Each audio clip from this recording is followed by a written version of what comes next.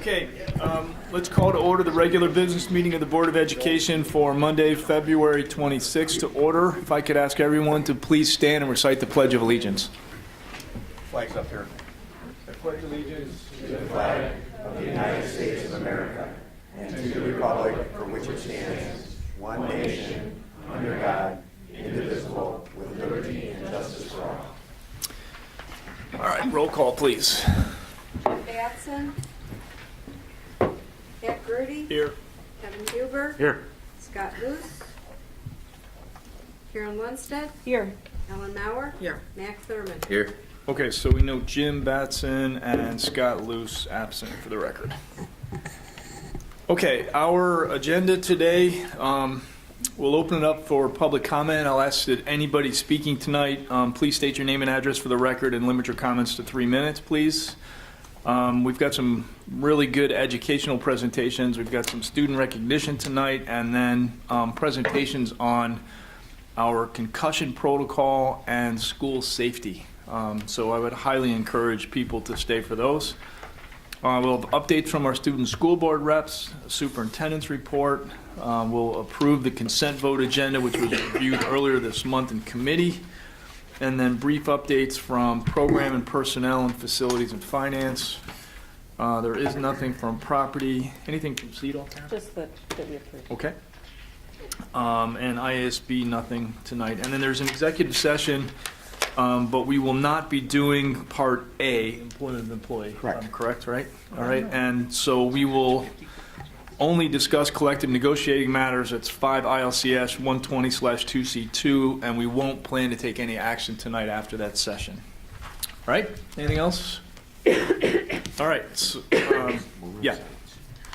Ladies and gentlemen, before we begin this evening, we want to take a moment of silence in recognition of the 17 victims at Douglas High School in Parkland, Florida. So please join me in a moment of silence.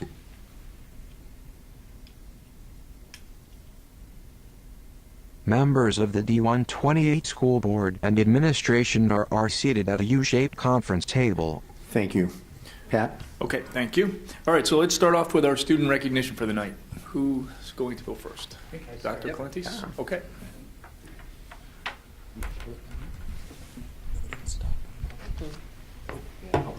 Oh, okay, yeah, sorry. Is there anybody from the public who'd like to speak? Good. See, I knew that. Besides Tom. Dr. Tom Coolentes, LHS Principal, steps to the podium. I would definitely speak public comments, but with only 3 minutes, you know. Yeah. That'll never work for you, Tom. I need more time. All right. Well, I'm Tom Clennis, principal of Libertyville High School, and I'm very delighted tonight to present to you some extraordinary Libertyville Wildcat athletes. So we're going to start it off with our first one, and I'm going to ask Amanda Peter to come up. Is Amanda here? There she is. So Amanda is an all-state goalie in ice hockey, and she plays for the Scouts Girls Hockey Association. And this is a combined team of Libertyville High School, Lake Forest High School, Stevenson High School, and Highland Park and Deerfield, correct? And you guys play in the Metro Girls Hockey Division, which is in the Scholastic Division. So for those of you that don't know hockey, this means that she is competing against the best high school teams in the state of Illinois. And she has earned all-state honors as a goalie. She's a junior. And the Blackhawks could have used you this year when Corey Crawford went down. So, and I'm sure you had a great time watching the USA Women's Olympics team capture gold. Maybe we'll see you there one day in the future. I have a certificate for you. And so we are super proud of you. And just so you know, I play goalie in our staff floor hockey league. And they would trade you for me very, very quickly. Like I know you would have a team definitely willing. They would send me to the bench in a second. So congratulations.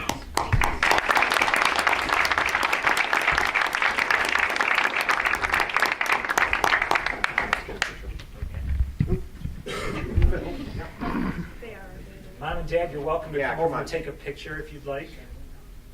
Amanda Peter receives a certificate and a handshake from Dr. Coulent and shakes hands with District 128 Superintendent Prentice Lee and School Board President Grudy. They then pose for a picture.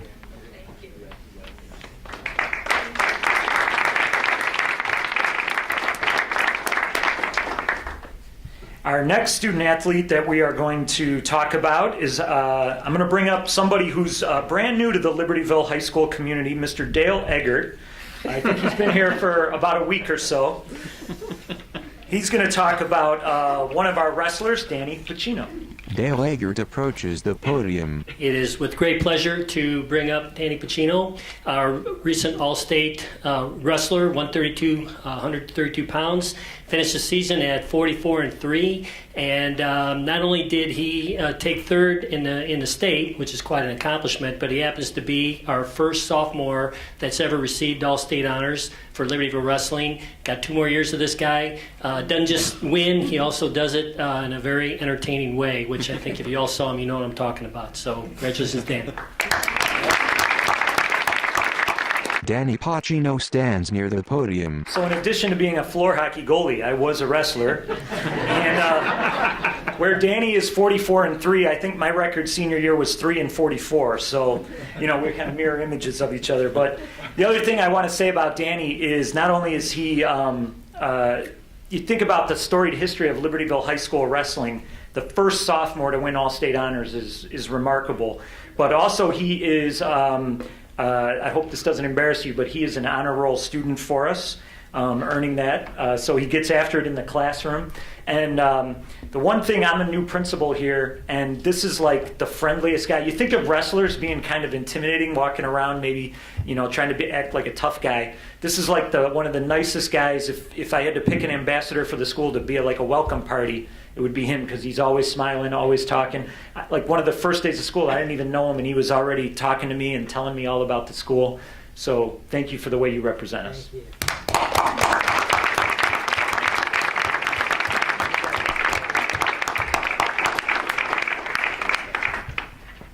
Danny Pacino receives a certificate and a handshake from Dr. Coulent and shakes hands with District 128 Superintendent Prentice Lee, Coach Eggert and School Board President Grudy. They then pose for a picture. Okay, I'm going to keep it rolling with some more Wildcats. And so is Tom here, Bazowski? All right, come on up, Tom. And is Bill here tonight at Nair, or no? No, just, okay, so Tom, come on up. And if Stuart, would you come on up too? So every single year, the IHSA asks its 400 member schools to make nominations for the Illinois IHSA, Illinois Athletic Association, what they call the All-State Academic Honors. And each school is allowed to nominate 2 athletes. Okay, so out of 400 schools, there's about 800 students nominated for this award. And only 26 students are selected in the entire state of Illinois. So out of that 800 nominations, only 26 students get nominated or get selected for all-state honors. Most schools are ecstatic if they have one of their nominees selected. Libertyville High School this year had both of our nominees selected. So these are the top 2 of 26 student athletes in the state. And we're going to hear tonight, we're also very proud that our sister school, Vernon Hills, has an all-state academic athlete as well. So in the entire state of Illinois, 800 nominees, 3 of the 26 are right here in District 128. So that's an extraordinary district accomplishment. And we are going to bring up the 2 Libertyville Wildcats right now. Both of them are runners, so I don't know what that tells us here. But let's bring up Melissa Manich, please. Is Melissa here? There she is. And Alex Tam.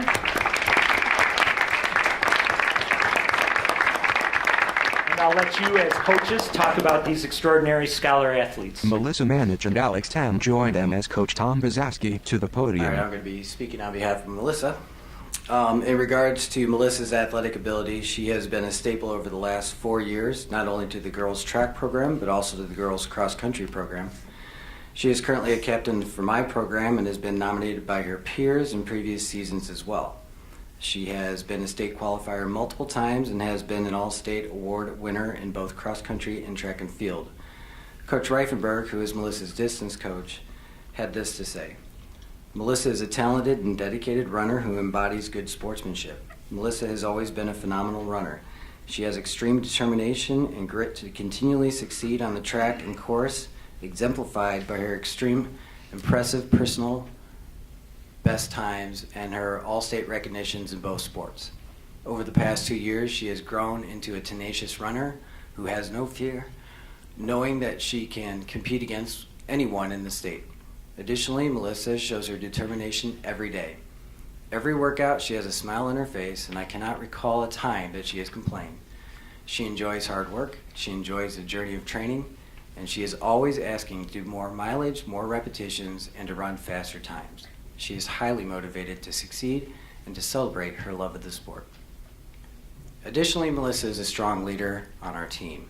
She takes time to reach out to other athletes who are on the team and gives them positive support. She holds herself to an extremely high standard, not just in her running, but in every aspect of her life, something I know the other athletes recognize and appreciate. Melissa is someone that I have an immense amount of respect for. I respect her judgment and I respect her opinions. I view her as an extremely mature, well-rounded, determined individual. When I think of Melissa, I think of a person who is going to be successful in whatever she puts her mind to. She is truly a go-getter who is ambitious and caring. Her qualities will help any team both on and off the field. Her grade point average speaks for itself, but she doesn't just perform well to earn grades.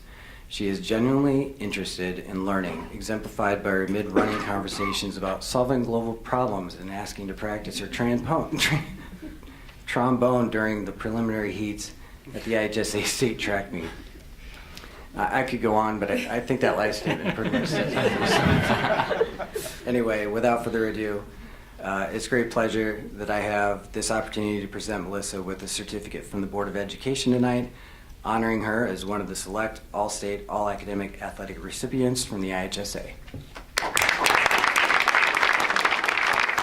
Melissa Manich receives a certificate and hug and then shakes hands with Coach Bazaski. Coach Stu Mendelson steps to the podium. Thank you for having me tonight. A few months ago, I was here to recognize Alex for his all-state athleticism. Tonight we recognize both his athleticism and his academia, which is even more important. I had a written speech before, but I'm just going to mention highlights. Alex has set the record in the mile for track and field. He continues to break that this year, and he also wants to break the other distance records in the half mile and the 2 mile. Alex has ran the second fastest all-time of all Libertyville athletes for cross country. He has also ran the fastest time on our cross country course. Other highlights, his citizenship and academia has made him team captain for cross country and track and field, and also carries a 4.5 GPA out of 4.0. Alex is well-rounded, and he also plans on continuing his athleticism and academia at the School of Miami University of Ohio. So tonight I'd like to present this award to Alex Tam.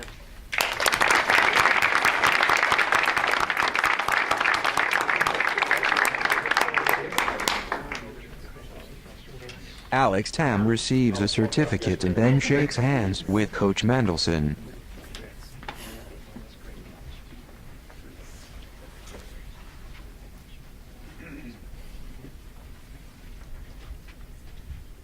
Dr. Lee, President Grudy and Dr. Kulentes shake hands with Alex and Melissa. They all pose for a picture with Coaches Mendelson and Bazaski. Okay, good job, guys. Congratulations.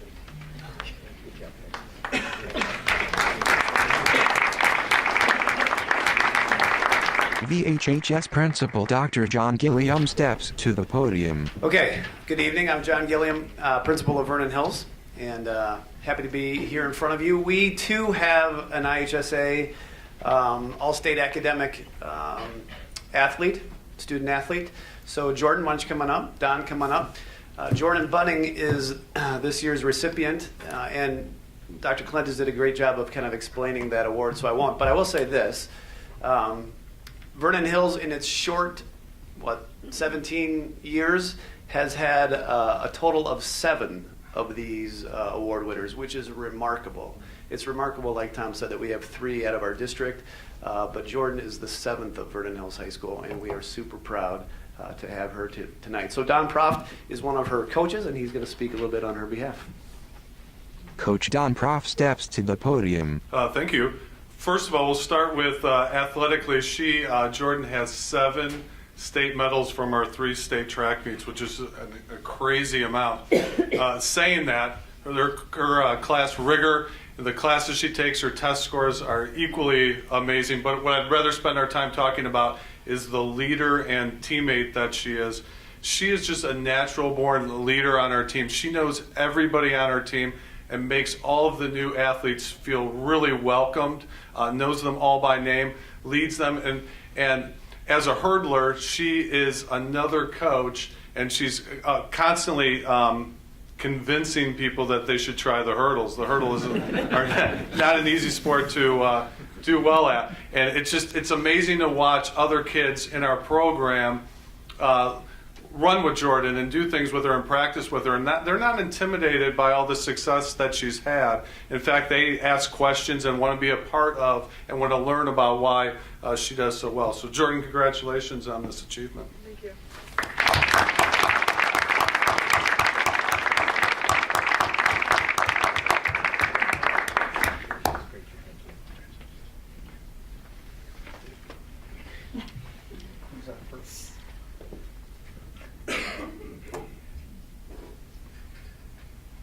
Can we get all 3 of the students together? It's so cute. Jordan Bunning receives a certificate and handshake from Coach Proft. She then shakes hands with Dr. Lee, Dr. Gilliam and Board President Grudy. They all pose for a picture. Dr. Gilliam returns to the podium as others return to their seats. All right, to continue, we've had several students recognized for their athletic accomplishments tonight, but now we move into the fine and performing arts side of it at our place at Vernon Hills. And anyone who's been around our school for any amount of time just understands the tremendous level at which our kids perform in the fine and performing arts. Now, I wasn't going to do this, but since Dr. Clintus said that he wrestles and plays hockey, Oh boy. and I'd like to see Danny and him wrestle after the meeting tonight. I would just like to see that. I have some chops in fine and performing arts also. As witnessed by this year, they allowed me to be in the musical. And I had 24 words. And I nailed every one of them. But I have no skill in compared to the kids that are going to come up here in just a little bit. So I'm going to invite Drew Russell, who's our Fine and Performing Arts Department Supervisor, to come up here and share a little bit about these awards. Drew Russell steps to the podium. So the thing to know about John's role in the play, he actually started with a line, a single word, and that's how much confidence they had in him.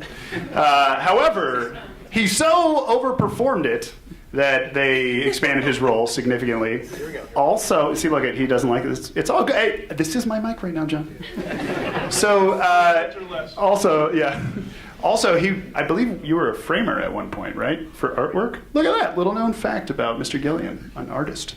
All right, first I'm going to talk about the all-state musicians that we have. I got to tell you, much like the award that Tom announced, schools are lucky to have all-state musician, maybe 2, and we are really, really lucky. And this is one of my favorite nights of the year because it shows the culmination of efforts by our staff, by the really talented students, but also their parents who spend a whole lot of time, money, and car mileage on getting their children to all of the different lessons and events and fine arts activities that happen all around the greater Chicagoland or greater Midwestern area. So this is really a culmination of all those efforts, and we get to show just how lucky we are and how good a bunch of kids make us look.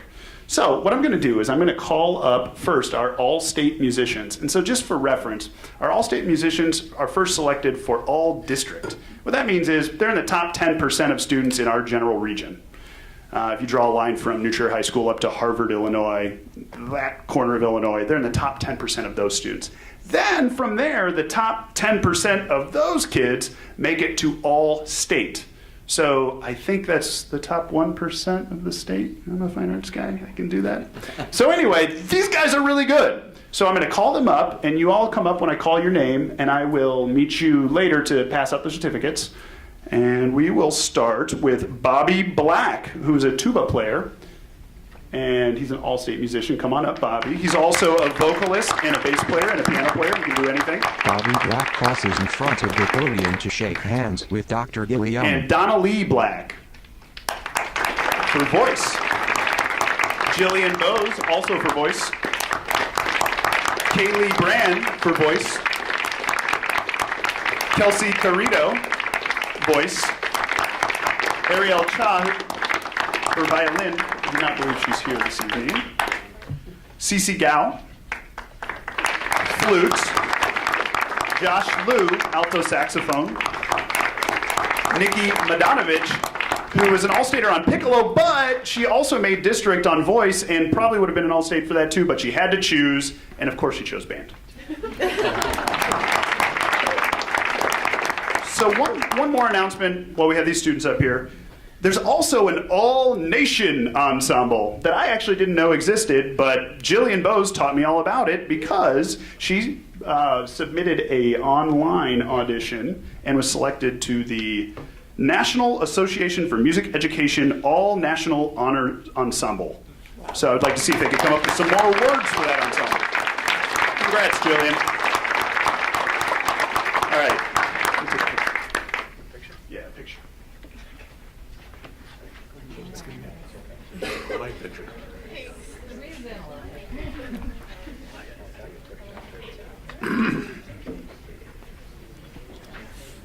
The All-State music students pose for a picture and shake hands with Drew Russell, Dr. Gilliam, Dr. Lee, and Board President Grudy.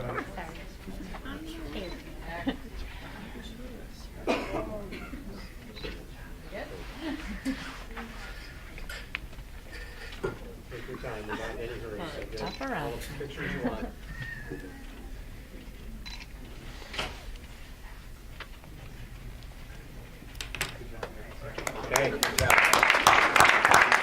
The All-State music students return to their seats as Drew Russell returns to the podium. Next up, we had a number of students who were selected to be a part of the All-State production, which this year was Big Fish, which was the movie, a musical that they made from the movie circa 2004.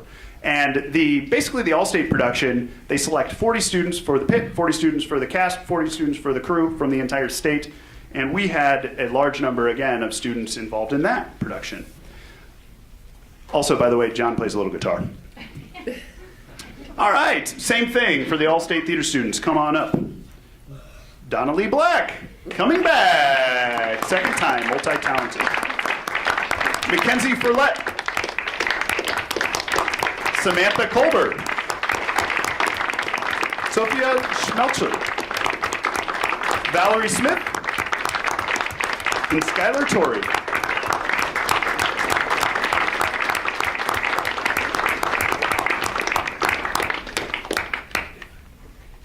As their names are called, the All-State Theater students cross in front of the podium to shake hands with Dr. Gilliam, Dr. Lee, and Board President Grudy.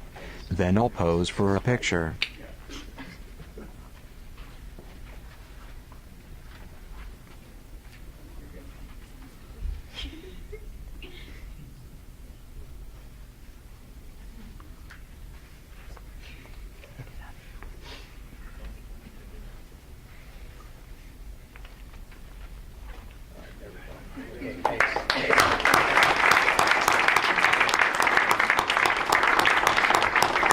Everyone returns to their seats as Dr. Lee gets up to address the audience. Listen, before we go, those of you who've been here before, I will tell you this is our favorite thing to do, is to recognize students wherever and whenever they achieve, and they go higher and beyond, whatever that is. So I want to take a minute tonight again and recognize around all these young people, our family and friends.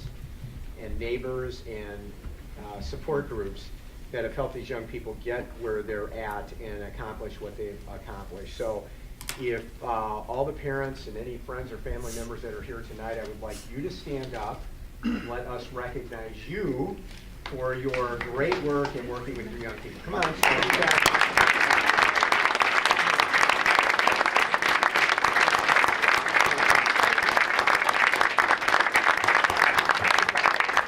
Okay, now normally at this point, I say something like, you know, you're not required to, but you can stay for the rest of the board meeting if you want, okay? Or you could exit stage left or right, depending on where we're at. And normally everybody leaves, which is okay, that's all right. Tonight we have two presentations that Dr. Gertie mentioned earlier that really are timely and significant, and if you have some time and you would like to stay, we'd love to have you stay.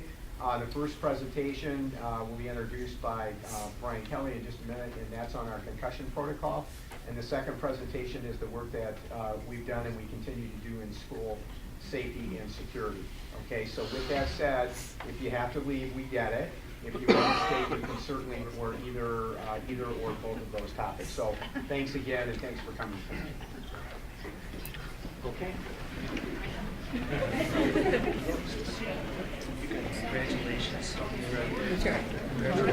Dr. Lee returns to the table as some audience members leave.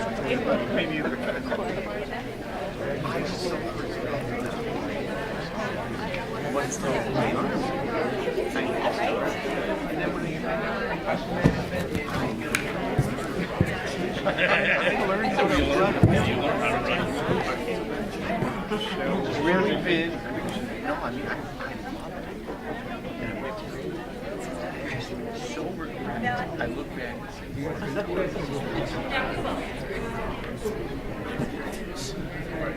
All right. Yep, let's roll. Okay, let's go. Associate Superintendent Brian Kelly. First, for our first presentation, I'd like to introduce Cam Trout. She's our school nurse from Libertyville High School, and she's going to present concussion management at Libertyville High School, which really involves two pieces. I don't want to steal all of her thunder, but really the return to learn portion of concussion management for our students, and also the return to play for our student athletes. So at this time, I'm going to turn it over to Cam Trout. Cam Trout, LHS nurse, steps to the podium. Good evening. Thank you for inviting me here. My little disclaimer is that even the school nurse gets a little sick from time to time. So I have a little bit of a head cold, so I have my tea here. And I kind of know what it feels like a little bit. Every time I get a good, solid head cold, I kind of know that foggy feeling that some of our students experience with a concussion. So speaking from experience, it's not fun. So bear with me as I share our story here at Libertyville High School.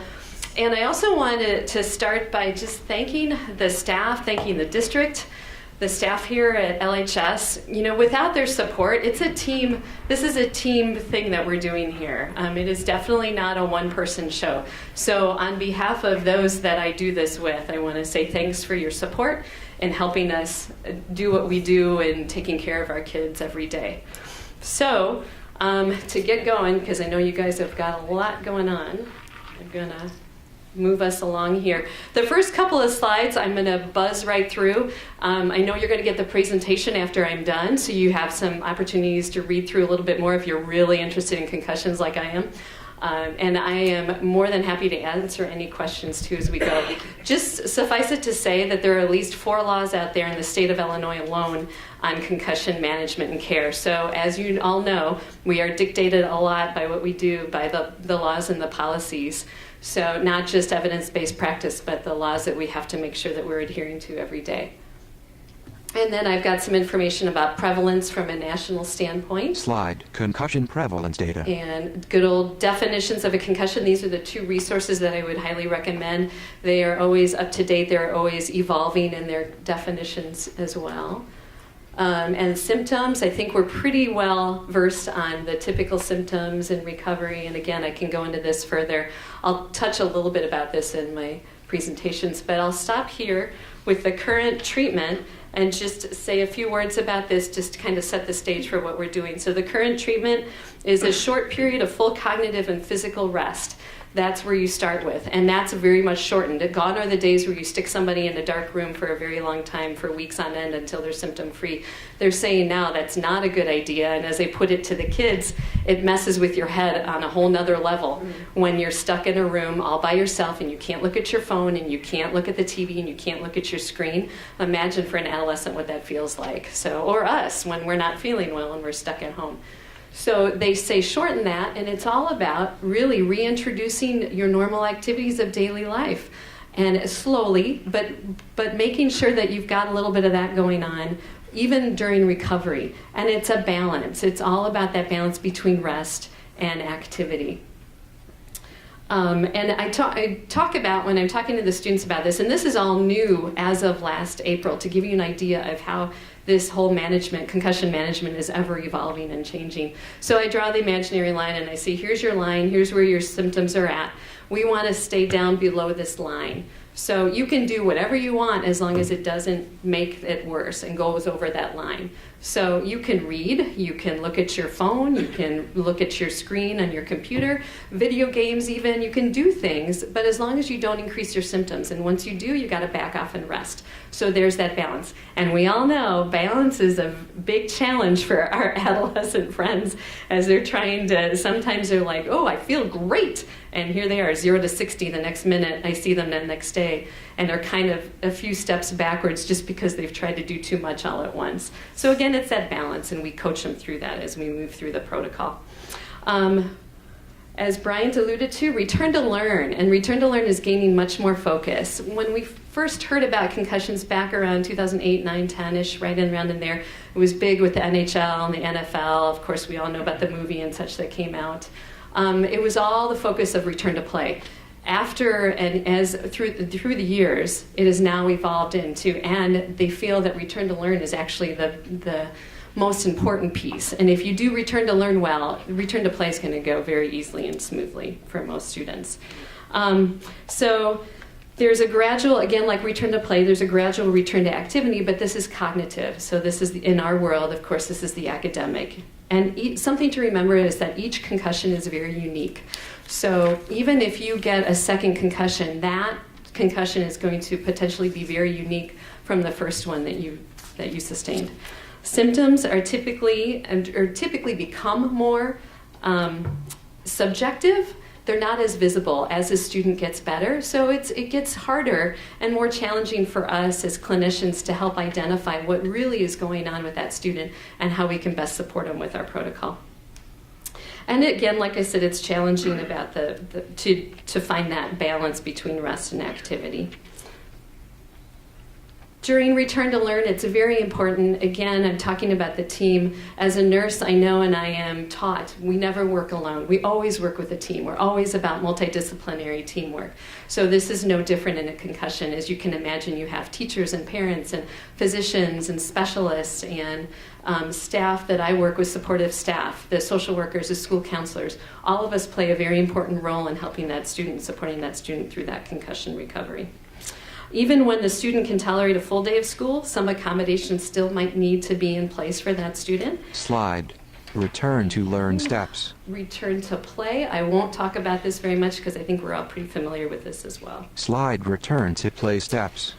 So let me share a little bit of the background of how this came to be and where I come from and my approach. My overarching goal always is, as a school nurse, is to keep students healthy, safe, and ready to learn. That's my mainstay. That's what I operate from. That's the foundation. And to do that, I use, and some of you might have heard of this, the whole school, whole community, whole child movement that's out now. This is an approach, it combines the coordinated school health model with the whole child approach so that we bring together the health outcomes and the educational outcomes, pull them together to provide more services and to provide a better outcome, a total better outcome for our children and our communities, which leads to healthier communities. And healthy community is defined by Healthy People 2010 as one that continuously creates and improves both its physical and social environments, helping people to support one another in aspects of daily life and to develop to their fullest potential. If that doesn't say what we do here at Libertyville and Vernon Hills across our district for our students, I don't know what does. We're all about helping students reach their fullest potential. So, and as school nurses, I'm all about helping them from a health lens to reach their fullest potential as well. We bring the knowledge of the educational environment and health systems together. Like I said, we're promoting better health outcomes, and hopefully, consequently, we're promoting better educational outcomes as well. And then the 21st Century Framework for School Nursing, NASN, the National Association of School Nursing, developed this model about 2 or 3 years ago now, and that's our foundation for practice. So there's things like care management and quality assurance and leadership and all of those pieces that as a nurse working in a school are very important to us, and we try to exude that as we work from day to day. So those are the things that gave me the foundation, or the theory behind leading me to creating our concussion protocol here at LHS. So it started way back in 2009. Again, if you remember, that's about when concussion started to come to the forefront. We were getting a lot of publicity in the NFL and the NHL and other sports. And we had and at that point, we had seen a few concussions here and there, but not that many diagnosed.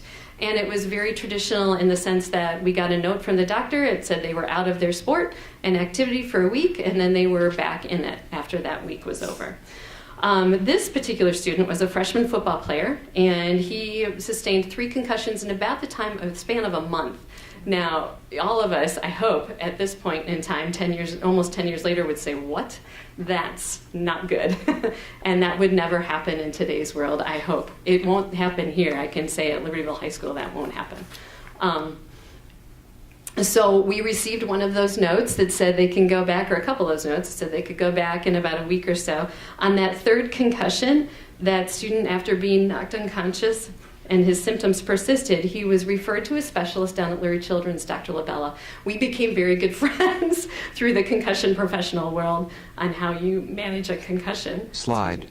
History of concussion care at LHS. Because she is a concussion specialist, and I got my first note from her that said he can come to school, he can attend school, but he can't do anything. No tests, no quizzes, no reading, no nothing, just be present in the classroom. So this is the school nurse looking at this going, are you kidding me? How do I tell my teachers that this student can't do anything? They can be there, but don't expect them to do a thing. So even for me, and my lack of knowledge at the time about concussions, this was a tough challenge. And so I'm always about taking doctors' recommendations and translating that into the classroom for the teacher. I want to present it to them from their lens so they know what to expect from their student and how to interact with the student as well. So that's when I began my own research into concussions. I started by identifying an issue. So this was an issue, wondered about it a little bit more, started doing some research, and then as the year progressed, started to see the incidence of concussions rise at LHS. I saw lots of different symptoms, saw lots of different presentations, all sorts of things. We started to gather some information. I went to my supervisor, Ole Stevens, and said, hey, we've got something brewing here. I don't know what's going on, but I see this growing and not really lessening, but becoming more of an issue. We're doing these things, but I feel like we're doing things all over the place, and there's no organized attack or an organized pursuit of care for these kids. So I made a list, and that summer, I found out through my feelers and professional connections that Glenbrook South High School was way ahead of the learning curve on concussions and already had a fully functioning protocol. And so I contacted their athletic trainer, their school nurse, got information. They graciously shared their protocol with me, and that summer was my summer project of taking their protocol, taking the evidence-based research I had read, combining those, knowing my environment here in LHS and how our systems are in place, and tweaking it and creating a protocol that fit what I thought fit our needs here at LHS. And then that fall, I approached our administrators and went to building council, and I had data already for them. I presented the data. I had a rough draft of a protocol and a proposal for a task force with a timeline ready to go. And they graciously approved it and said, yep, go for it. And so after pulling the protocol together and spending a year hashing out and tweaking and and making it even better for our students at Libertyville, we formalized it in May 2011. And then that fall, we launched it. And I invited Dr. Labella to talk with our staff because I observed that there was a definite educational need there too for staff. So they understood from the classroom what to expect for these kids that were dealing with concussions. And over the years, our protocol has evolved as the current research does. As I said, we continue to learn and we tweak our system as new research comes out. And we change and improve our monitoring systems for all of our kids. And I'll share a few examples of that a little bit later. Here's our concussion oversight team at Libertyville.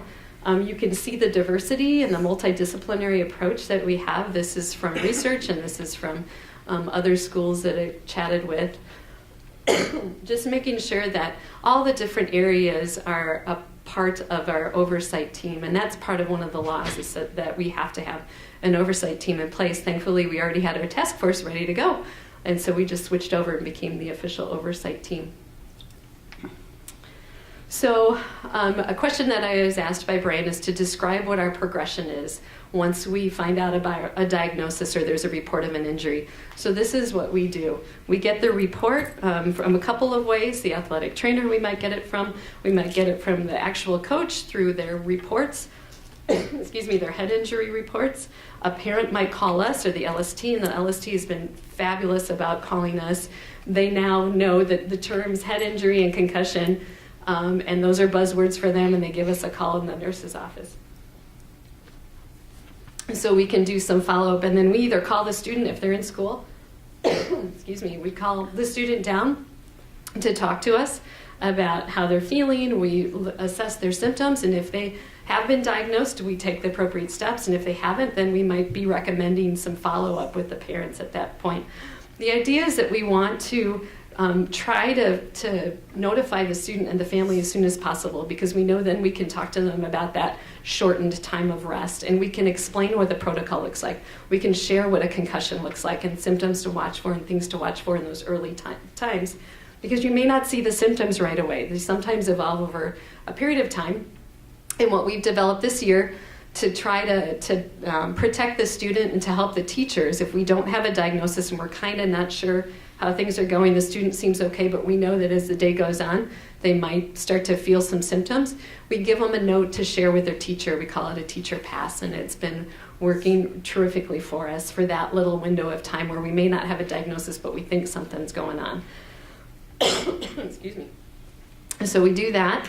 And then if there's a diagnosis, or we're very certain that there's going to be a diagnosis, then we're notifying teachers through an email. And it's not just teachers. I have a set email, standard email, that explains what a concussion is, explains very briefly the overview of the management of a concussion now.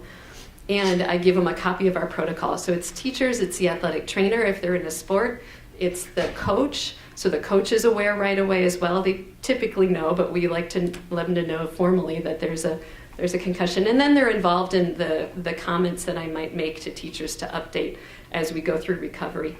The athletic directors as well, so they can support the coaches if they have any questions, or athletic trainers along the way.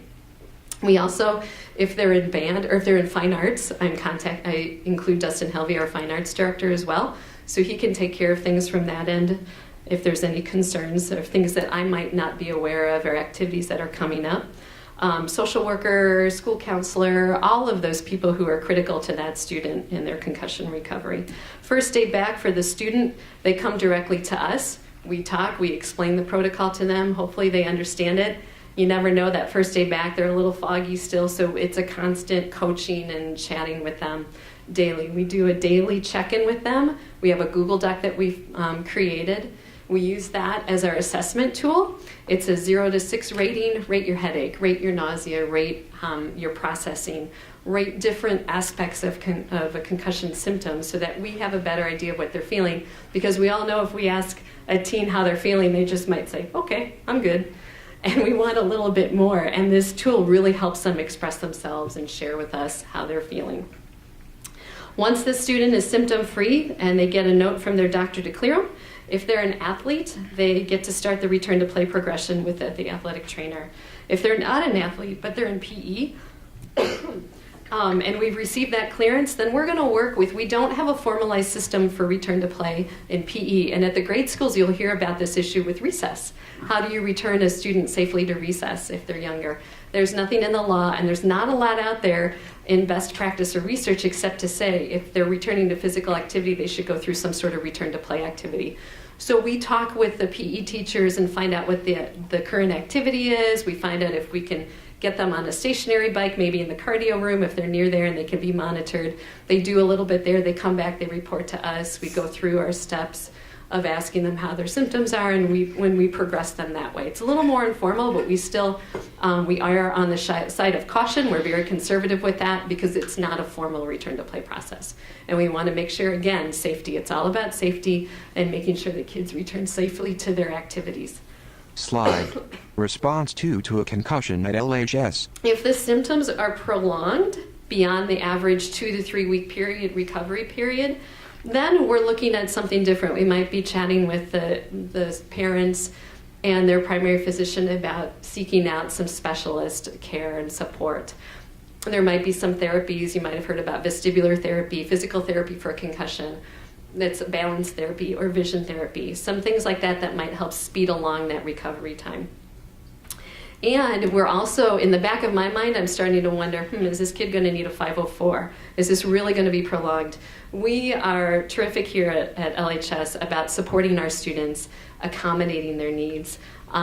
So the formal 504 I'm not as concerned about for that reason, but for other reasons, moving on forward down the line, I want to make sure that these kids have what they need officially to support them and make sure they're well taken care of for their future too, if needed.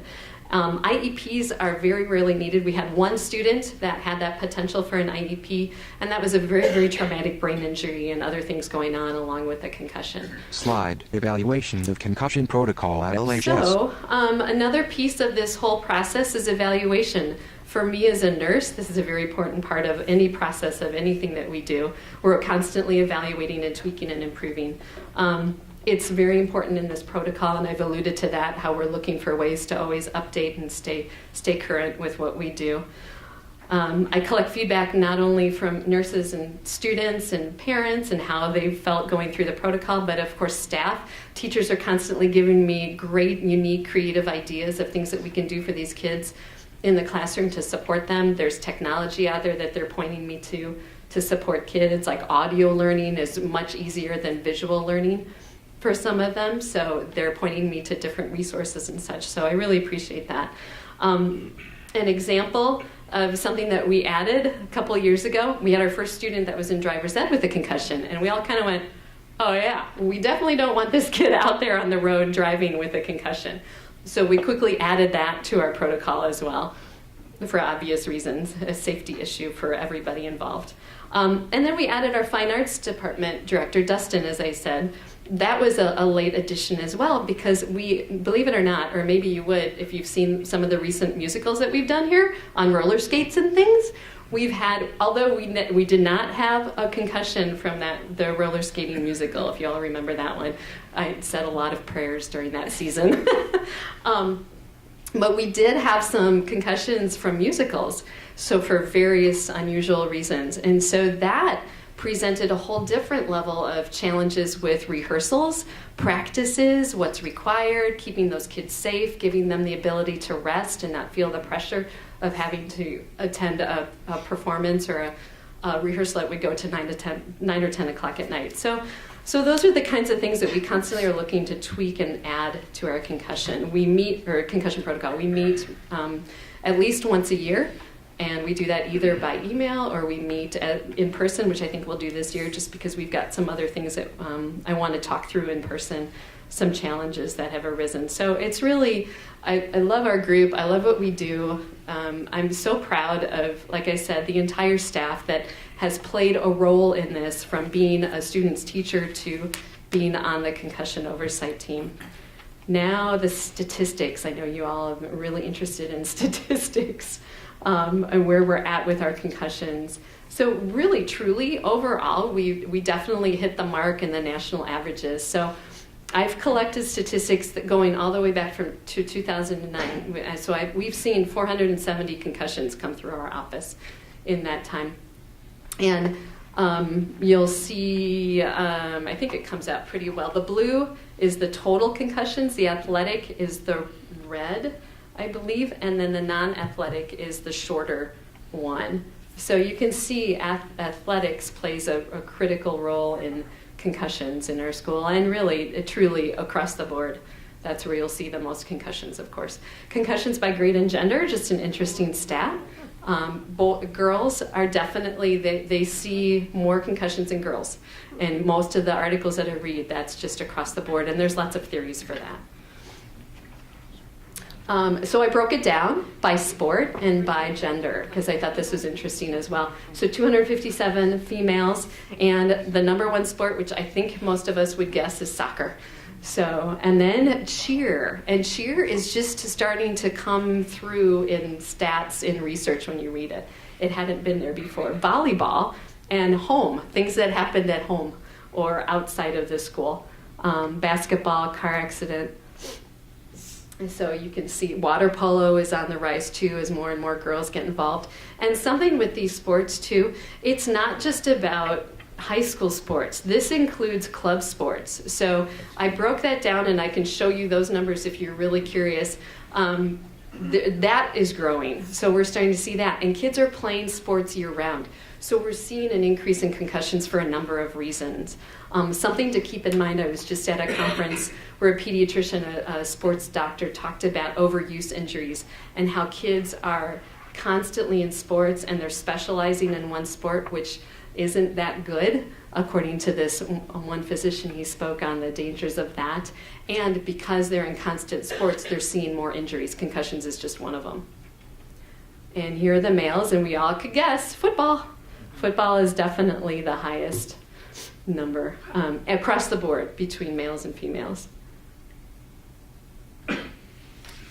So those are my statistics. That's my information. I'm glad to take a few questions. I know we're on a tight schedule, so if we don't have time, I'm going to stick around for a little while, and then I've left my contact information for you as well. Any questions for Cam from the board or students? Cam Trout, LHS nurse, stands at the I'm assuming we podium. do similar at Vernon Hills too, right? Yeah. Okay. Yeah, they do have a protocol, yeah. I just didn't feel comfortable Yeah. speaking No, that's directly fine. to that, yeah. Mhm. So, Cam, we want to thank you for Yeah, your leadership, absolutely. of course, Glad you know, to. in the district and at Libertyville on this issue, and you've certainly taken us to kind of the front edge or the leading edge of this, and it's really quite amazing to see it in action. So, our kids are certainly, and parents, of course, are certainly the beneficiaries of those efforts. And I know that as more research continues to develop, that your group will do exactly what you talked about doing tonight. It will fold that in. It will make additions wherever they need to be. So we just want to thank you for everything that you've done, okay? Sure, thank you. Thank you.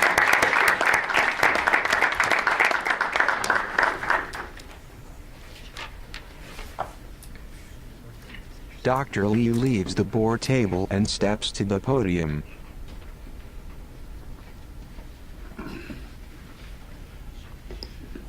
Well, before we begin our presentation on school safety and security, we have a number of special guests with us this evening. So what I'm going to ask you to do is just stand up and remain standing. We get done, I'll give you a round of applause for your efforts in coming tonight and working behind the scenes with us. So first of all, our police chiefs from Libertyville, Clint Hertigan. Clint, would you stand?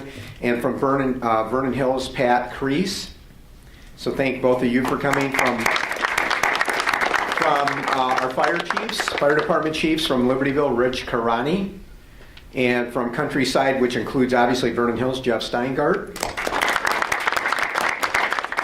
Associate Superintendent Bryant Kelly.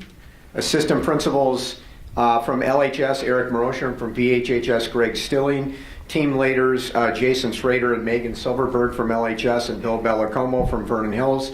Our school resource officers from LHS, Dusan Rasik, and from VHHS, Santos Rodriguez, and from school security and safety staffs from LHS, Bob Ulix, and from VHHS, Tina Blomgren. So let's give them all a round of applause. And thank you for all your work with us. And you may be seated now. Thank you. They all sit and Dr. Lee continues. Well, good evening. My name is Dr. Prentice Lee, and I'm the superintendent at Community High School District 128. As we all now know, a little more than a week ago, another unimaginable mass shooting tragedy took place at Marjorie Stoneman Douglas High School in Parkland, Florida. LHS and VHHS principals Tom Colentus and John Gilliam, and then I, shared detailed messages with LHS and VHHS students and parents in the wake of that horrific event. As parents and students like me, you may be feeling profound sadness and or anger about the Douglas High School shooting, but also at what data suggests is a disturbing and growing trend in public schools as multiple school shootings have occurred across the nation in recent years. That trend and the ensuing loss of lives in such mindless acts of violence are concerning and scary. Following up on information that Dr. Gilliam and Dr. Colentus shared with students, staff, and parents earlier, on behalf of the District 128 Board of Education and Administration, I want to assure you that the health, wellness, and safety of our students and staff has been and will continue to be our highest priority. As Dr. Gilliam, Dr. Colentus, and I noted, consulting with school security experts and local law enforcement, District 128 has invested several $1 million over the past few years to install state-of-the-art security upgrades at LHS, VHHS, and the District 128 office. Some of those upgrades are very visible and obvious, and others, by design, are not, and they will never be. In addition, we continue to utilize and effectively partner with our extremely knowledgeable and professional local police departments and related first responders in Libertyville and Vernon Hills in developing, assessing, and implementing school security plans, including our substantive emergency crisis drills. In addition, District 128 has long partnered with Libertyville and Vernon Hills Police Departments to share the cost of armed, highly trained, full-time police resource officers at LHS and VHHS. Also, the Lake County Rapid Response Group, which would respond in an extreme emergency shooter situation, has and continues to do live rapid response training at both LHS and VHHS. We are honored to provide the Rapid Response Group the opportunity to do live training at both schools to hone and improve their response. But also, because as a result of training in our buildings, the response group is familiar with our buildings if they would ever need to respond at LHS and VHHS. Finally, as Dr. Gilliam, Dr. Colentus, and I have shared, every school shooting situation is different. However, law enforcement continues to advise us that the best first line of defense to prevent such tragedies is for students to report anything concerning or out of the ordinary to adults, and for the adults to then process that information. As such, we encourage students and or parents to share anything concerning or out of the ordinary with us, and we will thoroughly assess and act on the information as required. We call that see something, share something. Our commitment and approach to providing a safe school climate as the foundation of our two excellent high schools has never been more important than in the world we live in today. We have invested in and taken profound structural security measures over the past 4 years, and we continue to work closely with law enforcement to learn and then apply the knowledge that is gained to our security assessment, planning, and application at LHS, VHHS, and our district office. We will continue to work together to ensure the health, wellness, and safety of students and staff. To that end, this evening, we would like to take the opportunity to provide a holistic overview and review of our school safety and security work. For our presentation tonight, beyond my introduction and overview, we will look at building security measures, security technology, school safety and security personnel, community resources, proactive school safety and security measures, and then we will have a closing and a final review, and then we will be happy to take questions. So without further ado, I'd like to introduce Associate Superintendent Bryant Kelly. Bryant? Bryant Kelly returns to the podium. Thanks, Dr. Lee. So again, he mentioned that we're going to talk a little bit about our building security measures, some of the technology that we've implemented in our building, look at some of the resources that we utilize with our personnel, but also with the community. So to do that, to help us, I'm going to utilize a lot of the people that were introduced just a little bit earlier, from our school resource officers to our team leaders, to our security safety personnel. So they'll get up here and talk, and we'll kind of give an overview. And at the end, our hope is if you have any questions, feel free to ask some questions. So to kind of start us off, to kind of just kind of get in the mood of the lockdown, and we have a video from Dusan Rasic, so we're going to start that video. Hello, my name is Deuce Rasic, and I'm the School Resource Officer here at Libertyville High School. Today, I'm going to show you the procedures for a school lockdown. For those of you who are unfamiliar, a school lockdown is a means of securing the building and its occupants from both internal and external threats.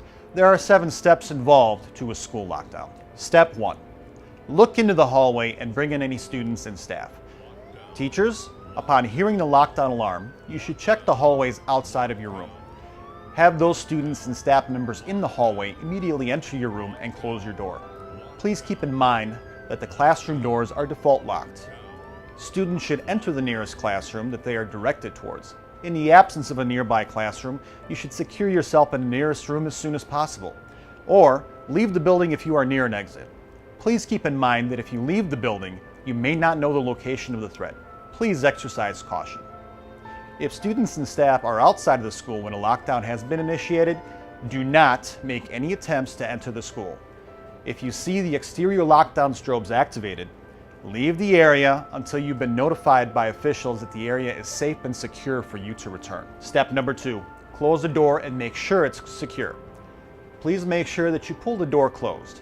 The fob-activated locks will only function for 30 seconds after a lockdown is initiated, which will provide the user a short period of time to open an already closed door with your fob. Once 30 seconds have elapsed, all fobs will be deactivated until after the conclusion of the lockdown. Step number 3, close the room's blinds.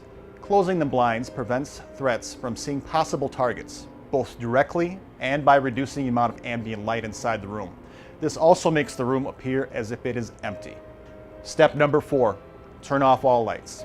Like step number 3, turning off the lights reduces the chances of being seen by a potential threat. If a threat can't see you, the likelihood of harm is reduced. Step number 5, find the blind spot or safe corner of the room and away from the door.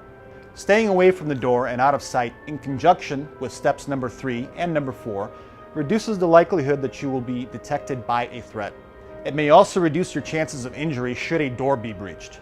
Step number 6, silence cell phones and stay off cell phones.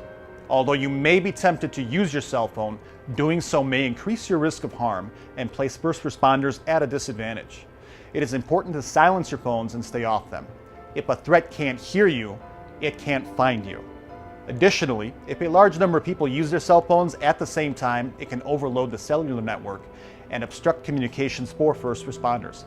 Please stay off your cell phones. Step number 7, be prepared to blockade the door if needed, and be prepared to fend off anyone penetrating the room. There may be a need to blockade the door. There are many ways to do this, whether it be by placing furniture such as desks and bookshelves against the door, or binding the door arm with a belt. You should use whatever objects you can to block the door as effectively as possible. In a lockdown situation where a threat is present, the police will make every effort to arrive at the scene and stop the threat as soon as possible. However, there may be a need for you to take action prior to police intervention. As a last resort, if your door is breached by a threat, you have every right to take whatever measures necessary to protect yourself. Use whatever items you have available. These items can include books, Chromebooks, staplers, etc. Protect yourself with whatever means you have at your disposal. Now that we have gone through the steps to a lockdown, let's review. Step number 1, look into the hallway and bring in any students and staff. Step number 2, close the door and make sure it's secure. Step number 3, close the room's blinds. Step number 4, turn off all lights. Step number 5, find the blind spot or safe corner of the room and stay away from the door. Step number 6, Silence cell phones and stay off cell phones. Step number 7. Be prepared to blockade the door if needed, and be prepared to fend off anyone penetrating the room. I hope that this information was both informative and helpful. By following the proper procedures, we can greatly reduce the risk of harm should a threat arise. Now, ultimately, prevention is our greatest asset. Please notify LHS staff should you ever hear of any threats directed against the school and its occupants, even if you believe it may be a joke. If you have any additional questions, please don't hesitate to contact me. Thank you very much for your attention, and please be safe. Slide. Safety and security overview. That lockdown drill video just kind of gives you a glimpse of some of the safety measures you have. We're going to talk about a lot of those in our presentation today. So the first that I want to introduce are Bob Ulix from LHS and Tina Blomgren from Vernon Hills. They're in charge of our security and safety staff. Bob Ulix steps to the podium. Good evening. Thank you. As Brian said, I'm Bob Ulix, the Director of Campus Safety at Libertyville High School. I also previously had the privilege of serving as the School Resource Officer at LHS from 2004 till 2016. There are several aspects to school safety, both physical and interpersonal. I'll begin tonight with some of the physical things that we do to keep our kids safe. One of the first things you'll notice at Libertyville and Vernon Hills High School are the ballards. Ballards create a barrier to stop or slow down a vehicle either accidentally or intentionally directed towards our entrance. While they're decorative in nature, they're very effective, extremely effective in slowing a threat. We've seen that more in the world where people are now using vehicles as weapons. It's the same technology and that they employ at State Department buildings, government buildings, and embassies.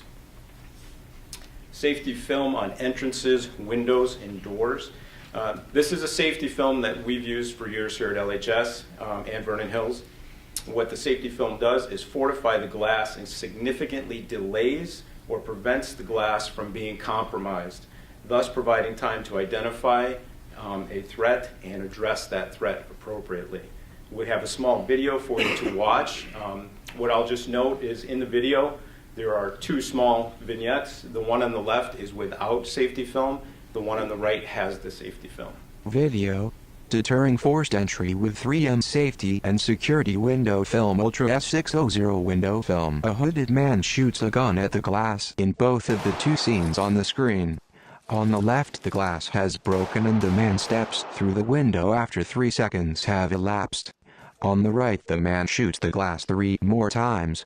Bullet holes and some cracking appear, but the glass remains intact. The scene on the left fades away as we zoom in on the remaining scene. The man proceeds to kick at the window glass multiple times, and the glass is still intact. He then tries to push the window into no effect. 32 seconds have elapsed as the man then returns to kicking the glass. He is able to make the bullet hole bigger and begins to pull on the glass by grabbing onto the edge of the hole. After 41 seconds have elapsed, he punches and kicks at the glass some more. After 50 seconds, he has made the hole large enough to step through. After 55 seconds, he is able to get his body through the glass with the window film on it.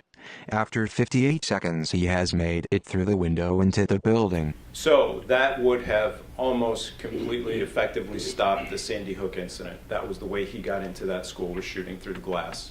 So I won't get into ballistics because that's a very complicated issue, but I can tell you that we use safety film on all of our entrances, the doors and windows located, as well as other specific areas in the school. The next thing, we have entrance doors locked with a 2-stage entry system and intercom system. The entrance doors are locked daily at the beginning of school. They are locked at a certain predetermined time that we've programmed for the evening and mornings as well. But once school starts, every door is locked in the school. Therefore, someone that's coming to school as a visitor, guest, appointment, whatever the case, or someone that doesn't have an actual reason to be here, we can stop them and assess them before they come into the building. So we can first find out why they're here. We can let them into the first stage of the entry system, assign a visitor's badge, do the proper background check, establish if they have an appointment, and then let them in. if we identify a problem or something just doesn't seem right, we can also contain them in our vestibule area and then have time to notify law enforcement. Non-main entrance doors, meaning both schools have 2 entrances that can be used. Those doors are also equipped with a system that has a camera and a door buzzer. So for instance, students, teachers, other people can ask to be let in, and we can remotely do that. We don't do it as a normal practice, but obviously it is a school, and we do try to keep into consideration inclement weather, things like that, when we're dealing with our students. And then lastly, we have safety and security staff that monitor both of our desks daily. They're there all the time during the school. Actually, the working hours are 5:30 a.m. when practices start. There is someone there to monitor all the way up until 10 o'clock at night or later, depending on the event. So again, we have two levels of safety, physical and interpersonal, and we try to mesh them both. Right now, I'll turn this over to my counterpart at Vernon Hills, Tina Blomgren. Tina Blomgren steps to the podium. Thank you. Like Bob mentioned, we have a 2-stage entry system. The visitor can be checked in through our Raptor technology, which is it's a national sex offender database. We can also look at a local list of visitors that should not be allowed into our building that we have entered in ourselves. Some of the other features that we have at the front desk is a computer system with a real-time video feed from around the building, both inside and outside of the building. The safety and security staff, in addition, has access to radios that gives them the ability to communicate with our school resource officer, our deans, and also our school administrators.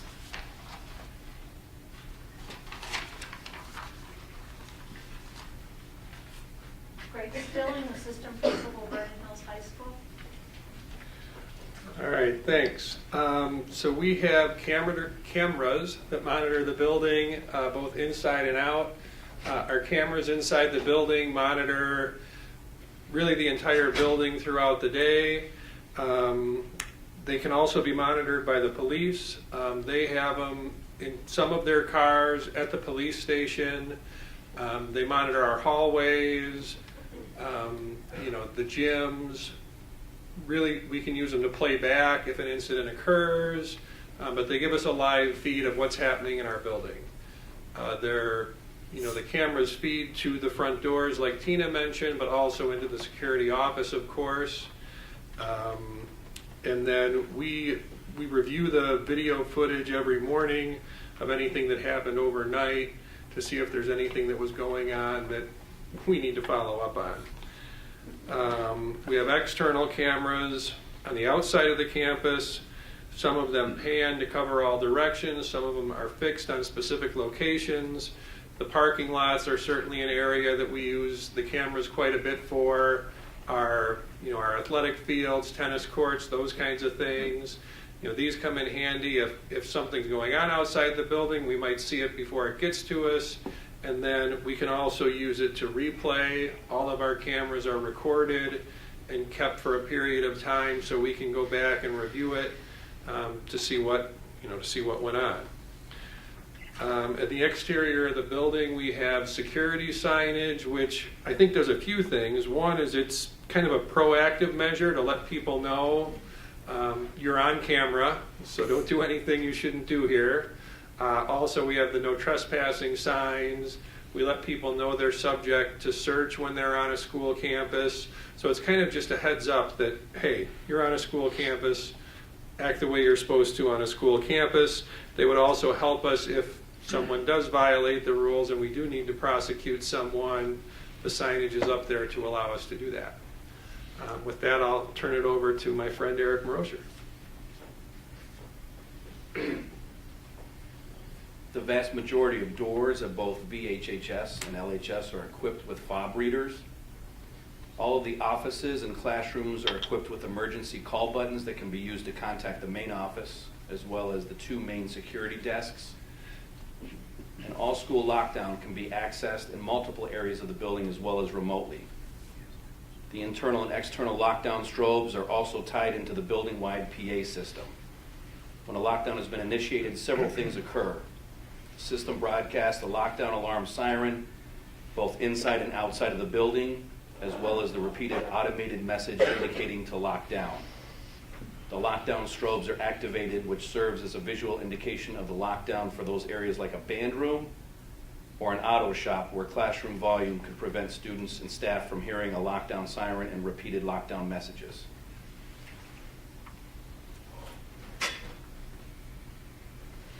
As part of this system, during a lockdown, emails are automatically sent to the 3 buildings, VHHS, LHS, district office, alerting to the lockdown. Contact is also made to the driver ed cars informing them of the lockdown, thus rerouting them to an alternate location. Also with these actions, when a lockdown has been activated, all doors with fob readers lock immediately. Throughout the year, VHHS and LHS utilize InterQuest canine search services. In addition to drugs and alcohol, these highly trained golden retrievers are trained to passively indicate should they encounter gunpowder residue. Securely is a software utilized by VHHS and LHS that flags student content or searches conducted on D128 issued Chromebooks that might indicate potential harm to self or harm to others. Administrators are notified when such content has been flagged. Both VHHS and LHS employ a full-time safety security staff. Safety and security are located throughout the building as well as outside the campus. Many are former firemen, police officers, and military personnel. Worthy of note, between the 2 buildings, our safety security teams have a combined 144 years of prior police, fire, or military experience. All members of these safety security teams attend ongoing training, which includes CPR and AED training. Part of the ongoing daily responsibilities of these teams is to monitor cameras, building entrances, restrooms, and other key areas of the facility. I'd like to introduce VHHS School Resource Officer Santos Rodriguez.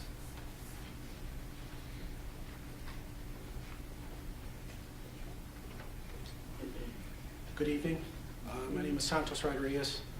I'm the Vernon Hills police officer assigned to the high school. My counterpart is Deuce Rasick, Libertyville police officer assigned to Libertyville High School. Our goal as SROs is to provide a safe learning environment, be a resource to staff, students, and parents. We create and maintain positive relationships with students throughout our day. We try to reduce juvenile crime by helping students formulate awareness of rules, authority, and justice. We address these matters not only as law enforcement officers, but also as mentors and guest speakers in classrooms. We work closely with school administration in regards to school safety and security. We as SROs frequently speak to the students, answer questions they may have in regards to laws and ordinances they come across throughout their young lives around town. We also are part of the both emergency response teams and crisis teams. Officer Rasick will explain further. Good evening, everybody, and thank you very much. As part of our ongoing efforts to maintain the safety, security, and well-being of our students and staff, we have 2 teams that help meet these needs. One being our crisis team, and the other being our emergency response team. Now, our crisis team is a group composed of administrators, team directors, counselors, social workers, the SROs, as well as other staff members. The team meets to help mitigate any significant events or radical changes, which can include bomb threats, student or staff deaths, and other major campus incidents. The team's purpose is to evaluate these situations, properly communicate information, and to provide assistance. Our emergency response team is a similar group of individuals that oversees responses to emergencies such as active shooter incidents, fires, natural disasters, even power outages. An important component to our emergency response team is, of course, our emergency response manual. These manuals essentially list the appropriate guidelines and protocols on how each specific type of incident is to be handled. The manual is also readily available to our first responders with regards to the Libertyville Police Department as well as the Vernon Hills Police Department. Also, these manuals are also reviewed annually to see if there's anything that can be added to them. We also have what we refer to as emergency response team members who possess what we call our emergency response team kits. Contained within each kit is a student roster, bus information, as well as the manual, school maps, and other materials that will enable anyone who bears this kit to manage and operate, as well to operate the situation, as well as to account for students, staff, and resources. Finally, each school also has an emergency command center, also referred to as emergency room. These rooms is where the emergency response teams can convene and and conduct their plans. Each room has standalone power, independent from the rest of the building, along with a landline phone system. With that, I'd like to turn it back over to Mr. Kelly. Yearly, as required by the Regional Office of Education, we're required to meet as a team to kind of review our safety measures. So our team will get together, much of the people that are presenting tonight, plus our fire departments from Countryside and Libertyville, plus our school nurses and a few other key personnel.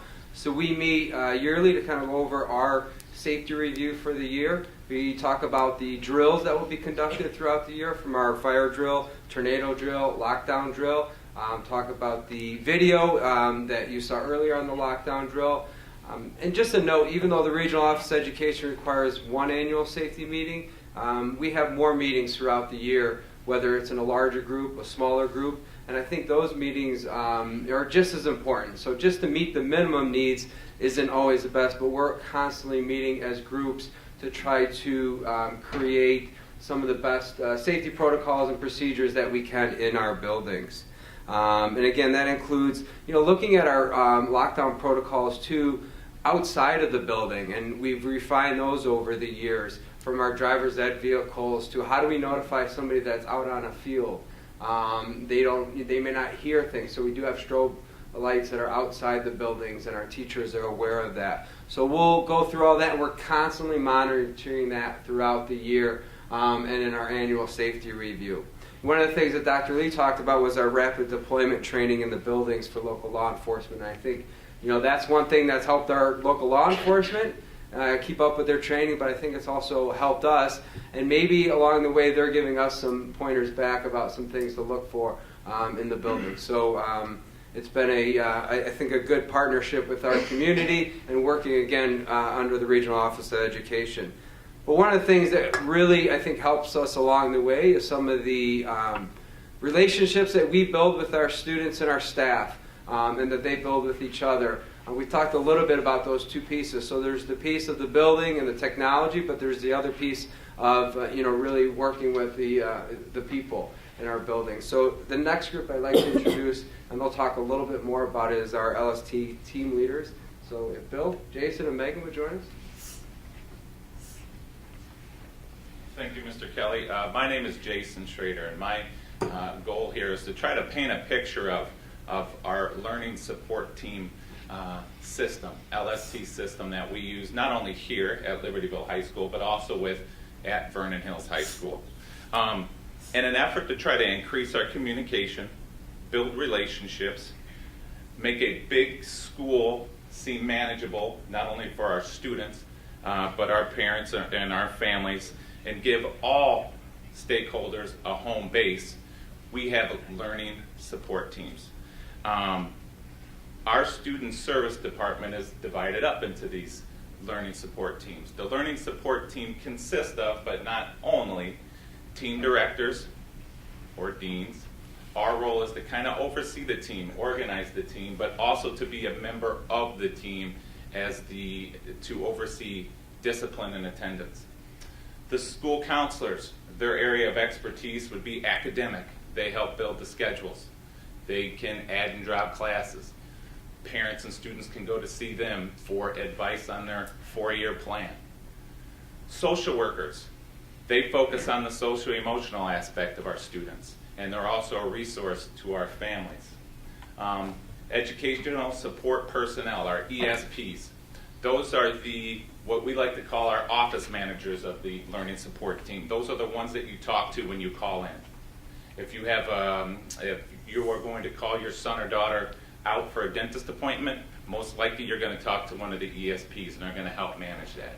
They're going to be the first ones that you see when you walk into the LST. Representative from Special Services are also on the team. We have our school nurse, Cam. I couldn't go without saying that. She's a vital member of the team. And the school resource officer. They're all members of this team, okay? I think the goal is to provide a one-stop shop for our students and our parents to go to with any questions as far as student services, academics, behavior, just questions in general for their students as they're here. That one-stop shop is what we want to do. The teams are divided by an alpha slice. So here at LHS, we have 3 teams, an A through F team, a Q through Z team, or excuse me, A through F, G through P, that's the team that I'm on, and the third is Q through Z. So students are on those teams for 4 years. If I could kind of paint a picture, and Eric Marosher, this is Eric's picture that he always says, if you look at a high school like a big wagon wheel, and all the different spokes are clubs, activities, sports, fine arts, health and safety, academics, all the different initiatives, the hub of the wheel is the learning support team that holds it all together. That's where the relationships are built. And our number one ultimate goal is that each one of our students has a connection at the schoolhouse, and that LST can provide that connection. But we're also there for teachers, for the monitors, for security, for support personnel, for coaches, for sponsors to reach out with any questions that they may have so we can help facilitate those questions. Okay. Next up is Bill Bellicomo. Thanks, Jason. In LST, we have many things in place already that we use for information about our students and to provide information to our students and to our staff. If you look up there, first thing that we use is the online bullying report. It can be accessed on both websites. If a student feels that they're being bullied or harmed by someone in the school, they can make an anonymous report, or they can put their name on it. A lot of the reports that we get are very specific. Some of the reports that we get are from someone who witnessed the bullying and they just thought it wasn't right and they reported it. Or if they hear something on a bus or anywhere in the hallway that just doesn't sound right, or if a student is in need, this is a place where our students can report it. We utilize this information, we can act promptly. The information usually right away, and we can investigate and get the student the right support that they need. Learning support team. Jason outlined all the members of the learning support team. We have weekly meetings. These meetings, we talk about different concerns. It could be academic, it could be medical, it could be social, emotional, but this provides us to meet as a team, discuss, and everybody be on the same page, and what best ways to service our kids. Okay? Students concerned, emailed by our staff. The staff is the eyes and ears out there in the hallway and in the classroom, and our staff is invested. And I feel comfortable saying that at both buildings. They care about our kids. They develop those. You hear the word relationships a lot. They develop those relationships, and they come to us if they notice a student maybe going through a difficult time, if they notice grades slipping, if they notice an attendance issue, if they hear something, or if a student just comes to them and approaches them. And a lot of times we get those reports, and we can act on them and work as a team and best service those students. But our staff is a great asset for us in the learning support team. Communication and follow-up with our students. Anytime we deal with a student, it's important to close that circle. Let the student know that this is the issue, we moved on, or this is what we've done, and communicate with them. Also, it's important for us as deans to get out and communicate to our staff and our students. We regularly go to department meetings and discuss what the learning support team does and how we can support them. We also try to get into classrooms. We visit the PE classroom and discuss with our students where to find the online bullying report, where they can go to access certain resources and help in certain situations. And it's important for us to be visible in the hallways and develop those relationships before school, during lunch hour, so you also see us as deans that hand out discipline, but we're also intermixing with the students, and then they feel more comfortable to come to us later if they have an issue and they know we're approachable. Megan will discuss the last three. Hi, thanks again. I'm just here to discuss some more proactive safety measures that we're implementing at the LST Learning Support Team and school-wide level. We are actually working to implement evidence-based and research-based school-wide prevention and intervention initiatives at both schools. At Libertyville High School this year, we're implementing what we call the Green Dot program, which empowers bystander training. So if students or staff see something, they know how to say something, distract, and then let an adult know and intervene at the peer level and then the teacher-student level. We're also working at both schools to implement restorative justice practices and restorative practices overall. So this is looking at building positive restorative relationships with students, with staffs, and families, but then also using that in our discipline role to not only address a concern that comes to our office where there's been harm, just to address that specific behavior, for instance, with a staff member or teacher and a student, but then also to work together to rebuild and repair that relationship. So what happened in class, but then also for the teacher and student to work together on who was impacted, how it impacts the greater community, and then what that student could do to rebuild and repair that relationship with either their fellow student or their teachers. So again, we're addressing behavior, but then we're also rebuilding and reconnecting students in our communities. We are also a great example of, at Libertyville and Vernon Hills, about student participation. So last school year we had over 94% of our students participate in at least one or more activities, clubs, sports. With that being said, it again creates positive, healthy connections with students, with one another, and then with coaches and staff members. Another proactive safety measure is our school safety and security staff. Obviously there's two representatives here, but they are the first person most students see when they walk in the door. And they do know students by name. They ask about their extracurriculars. They go and supervise their extracurriculars. And they truly build a strong positive and working with us to build restorative relationships when they do have to intervene. And just to reiterate the last thing, I think our strongest, as my counterpart said, the most important proactive safety measure that we implement every day in the Learning Support Team is building and rebuilding and reconnecting with students, with families, with one another to create strong, safe, and healthy schools every day. Brian Kelly returns to the podium. Again, a lot of these safety procedures and steps that we put in place would not be possible without the support of our community. From the Village of Libertyville, Village of Vernon Hills, the Countryside Fire Department, their participation in our drills throughout the year and helping us out and helping us improve and get better at the things that we have to put into place. Some of the things we do have some appreciation breakfasts for them and outreach programs for them throughout the year. And again, it's another good way to bring them into our building and get them to know our staff and know our students. And our students may be used to seeing some of them around, which is great. But a big part of it too is our community and our parents. Their partnerships in our organizations and our schools, their support really helps. Again, it's a big part of the relationships. I know we talked a lot about, some of the, the building security measures we put in place, technology, but I think a big part of it is just those proactive and those relationships that are built with our staff and our students and our parents and the community to help. So we have to be proactive, I think, in two pieces. And again, that's our, I guess the foundation, the building piece, but also the interpersonal piece. And I think that's important. So hopefully that kind of gives you an overview of a lot of different pieces that go into place for our safety and security measures here at District 128. So I guess I'll turn it over back to Dr. Lee to kind of close up here. Well, just a couple of things to complete the presentation before we move to the questions. The most important thing for our parents and our communities to know is that we have a long history of building the partnerships necessary to do what we're doing now. And that's evidenced by the ladies and gentlemen who are here with us this evening, the work that our colleagues that have talked this evening are doing in the building with our students and working with parents. We are totally committed to ensuring a safe and secure learning environment for our students. The foundation of any high school, no matter where it's located, is a safe and secure learning environment.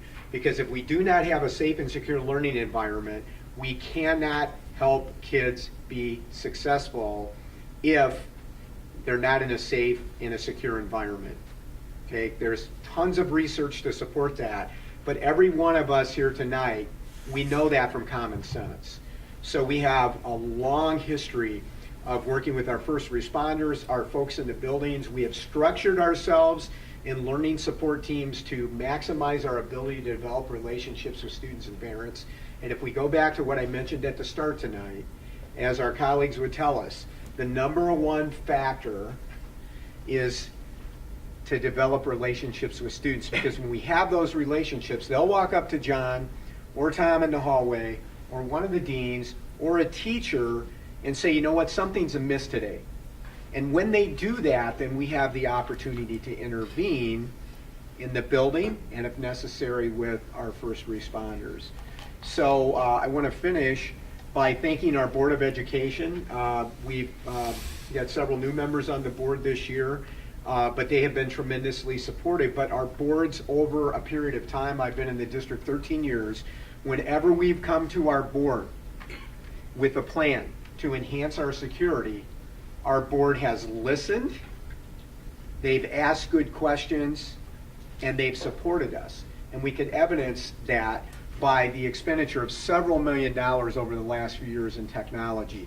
We are blessed to be in an area where we have the resources to do that, because we have colleagues in other parts of the state who cannot afford to do those kind of security upgrades. So Pat, all of you on the board, we want to thank you for your continued support of what we do here, and we're going to continue to do everything possible to make sure that our students and our staff and our parents who may be visiting the building are safe while they're in the building. So with that, I'm going to kind of ask the first question that's topical right now, if you don't mind, Pat. Okay, and we have some of our law enforcement people here with us today. So the president has recommended that teachers be armed in the buildings. Could you guys respond to that? Would you be willing to take a crack at that? Whether you think that's a good idea or not? Can you hear me okay here? Or do I need to go to the mic? I'm happy. Vernon Hills Police Chief Patrick Kreis. So let me just start by thanking Dr. Lee and the board for inviting. I'm relatively new to the community in the Vernon Hills Police Department, but I've been very impressed with the work that the school board and the administrators at both Vernon Hills and Libertyville High School have done since I've been here. So the question is I think, a broader question. And how I like to respond to this, I've been asked this probably, I'm sure Chief Hurtigan has, probably 10 times. My neighbor over the fence tonight at dinner. So at least 10 times in the last couple of days. It's very hard to discuss these things in very broad strokes. I don't want to speak for a chief of police or for a community that might have one sheriff's officer to respond, and they might be 100 square miles of a rural community. There might be a solution there for that community. So it's very hard to say yes, no, black, white on all of these.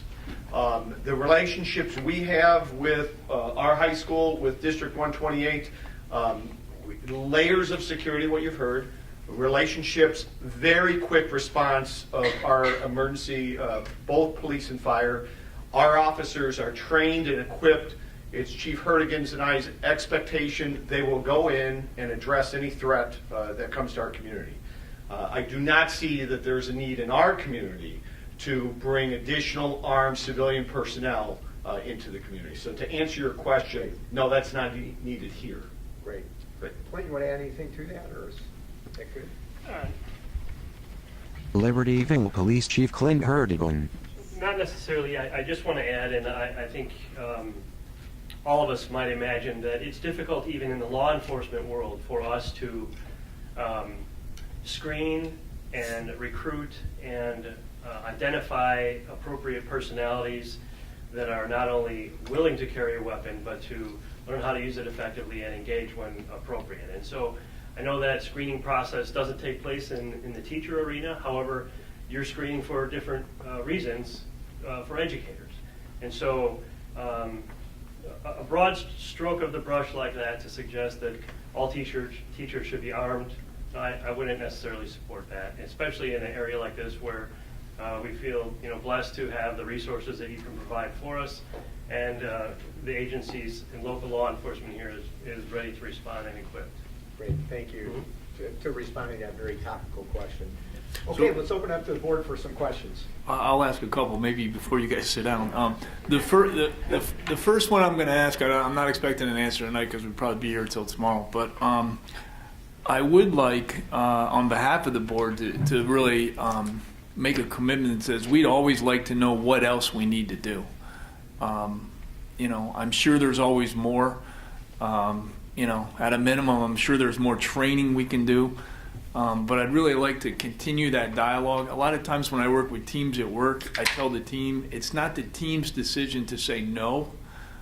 Decisions of no, I believe, strongly need to be elevated at least one level so that somebody else is involved in that conversation. And I would really just sort of appeal to you guys, any and everything that you think can and should be done. I'd love to make sure that Prentice and his team are involved in that. And that somehow we're informed of it, because the thing that keeps me up at night with all the great stuff that we're doing, and I do believe it's great, I keep scratching my head saying, what are we missing? What else can we do? I know nothing's perfect, but I think this is one topic that we got to continue to push the envelope and just keep asking that question. Because the other thing I worry a lot about is complacency. Most of us probably walk around thinking not in Vernon Hills, not in Libertyville. But it only takes one afternoon to change that for life. So I really want to challenge us to never be complacent. I think we've got some good technology, but if you still leave the door open, someone's going to get in. So I want to make sure we're vigilant. The other, just one quick question really, is what opportunities are out there to benchmark, and where do you go for, I'll call it state-of-the-art best practices in this space?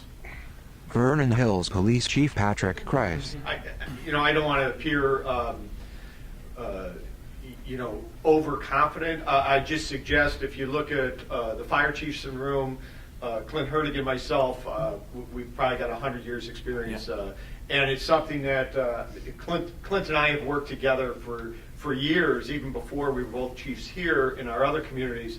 It's something near and dear to our heart. We work very hard. We've spent a lot of our career helping prepare police officers, and not just that first response, but the follow-on response, the critical incident management, and then the integration with whoever we are working with. In this case, the school administration, fire EMS. It really is a team approach. We step back from that, to your point, the training. We're never done training. We're never done preparing. We have a lot of lessons to learn. Every time an incident happens, lessons come of that. We constantly challenge ourselves. We have some terrific instructors on both of our departments, and regionally, the partnership we have in Northern Illinois is second to none. There's no one in law enforcement that is blessed like we are in Northern Illinois with the cooperatives we have to make sure that it's not just your Libertyville police officers, your Vernon Hills police officers. If we have a tragedy or some threat come to our community, we'll have 100 different law enforcement agencies respond in a very organized manner. So we're well prepared. We're constantly learning and making us better. But I don't think you can look at somewhere in the country and say we're striving to be like them. We truly are prepared and cutting edge. Chief? Yeah, I want to congratulate you on the commitment of resources here in District 128, not only in personnel and staff and teams that you're building, but the equipment that you're providing, the technology that you're providing. You are setting the example for others to follow. So when you're saying we want to guard against complacency, we all do. And we are meeting with your respective school staffs on a regular and routine basis to have discussion and open dialogue about best practices that are being identified elsewhere throughout the nation, and in some cases throughout the world. So we're not afraid to put anything on the table, but we think and we're always learning. There's always room for improvement. We're not afraid of that. I don't want to represent ourselves as arrogant about what's happening here or taking place in our communities, but you are setting the standard and an example for others to follow. If I could, Doctor, I mentioned that I'm relatively new. I'm sure your principals at Vernon Hills maybe were a little taken aback on the first drill when I asked them to invite some of my colleagues from outside of the area to come see the lockdown and see the technology and some of the physical improvements we've made on campus here at Libertyville and Vernon Hills. They truly are state of the art, and I was proud to show it off to other first responders. That's great. All right, anybody else? I do. I have a question. Thank you all, first of all, for all you're doing and have done and are continuing to do. As I sit here, it's come to me that, boy, we certainly seem like we have a lot focused on the school day. But I was just thinking, what about now? Like, what kinds of things are in place for all the things that go on, board meetings and school, kids are, both these buildings are used constantly for many school activities as well as community activities. And I'm sure there are things in place. It occurred to me as we were all sitting here in this room, what about as we move into the time that isn't the school day? And is that something we should be working toward, or I'm sure there already are things. Not as defined, but we have the same tools, in place, but not in the numbers that we do. I mean, like the doors are, like tonight, anybody can walk in and presumably, I don't know. In the back door, but we do have somebody monitoring the cameras. When people come in. Even though they're not sitting there. Yeah, so the cameras are always monitored. The cameras are always monitored. They can be monitored, just from a different location. At different locations. Gotcha. They can be monitored from phones and computers from other people at school. And we constantly are looking at our procedures in place, whether it's big events, whether it's big fine arts events, athletic events. And we kind of talked about that a little bit last week on some of those things, or even off nights. But we do have security in place here until we close down the building each evening. We also have expanded our security staff, somebody at the desk throughout the weekends too, on Saturdays and on Sundays. So. And would it be pretty difficult for someone who's here, like particularly at a time when it's non-school hours, to come in easily, but then conceal themselves somewhere in the building? Or is that, you talked about people monitoring restrooms and other places during the day. It's still it's got to be tricky. It's tough with the amount of cameras in the school. I think it would be hard tough to do, and the way they're monitored, and we have 3 shifts. I'm sure you have other things that we don't. We have 3 shifts of custodians as well. Mm-hmm. So the building is never really completely empty. So if there's movement or something that's so unusual, we have people may custodians who work the 3rd shift. We have people in the building who are around the building who are doing their daily runs, making sure everything's ready to go for the next day. Yeah, thanks. It just as we're sitting here, I thought, Yeah, Tina's got a couple comments. I can just answer that real quick. In our building, I can't speak for LHS, but at our building, I have a log sheet roster on a spreadsheet. Every room is checked, every fob swipe is checked, every bathroom is checked, every teacher's workroom is checked. Main office, administrative ends by the LST and the nurses, they're checked. The security person that checked it puts the time on. I can verify that time on my cameras, so to make sure everything is copacetic. So, and that's turned in every single night before the building goes into a complete lockdown. Thank you. Thanks so much. Thank you. Okay. Other questions? Anybody else? Board Member Mac Thurman. First off, I want to begin by thanking everyone who came and participated in this. I think the size of this team here speaks volumes to what is going on in terms of a holistic approach to this issue. The first thing I was wondering, could someone just briefly go over the trainings that the security guards at the school face when they are hired, or the continuous training that they're subjected to?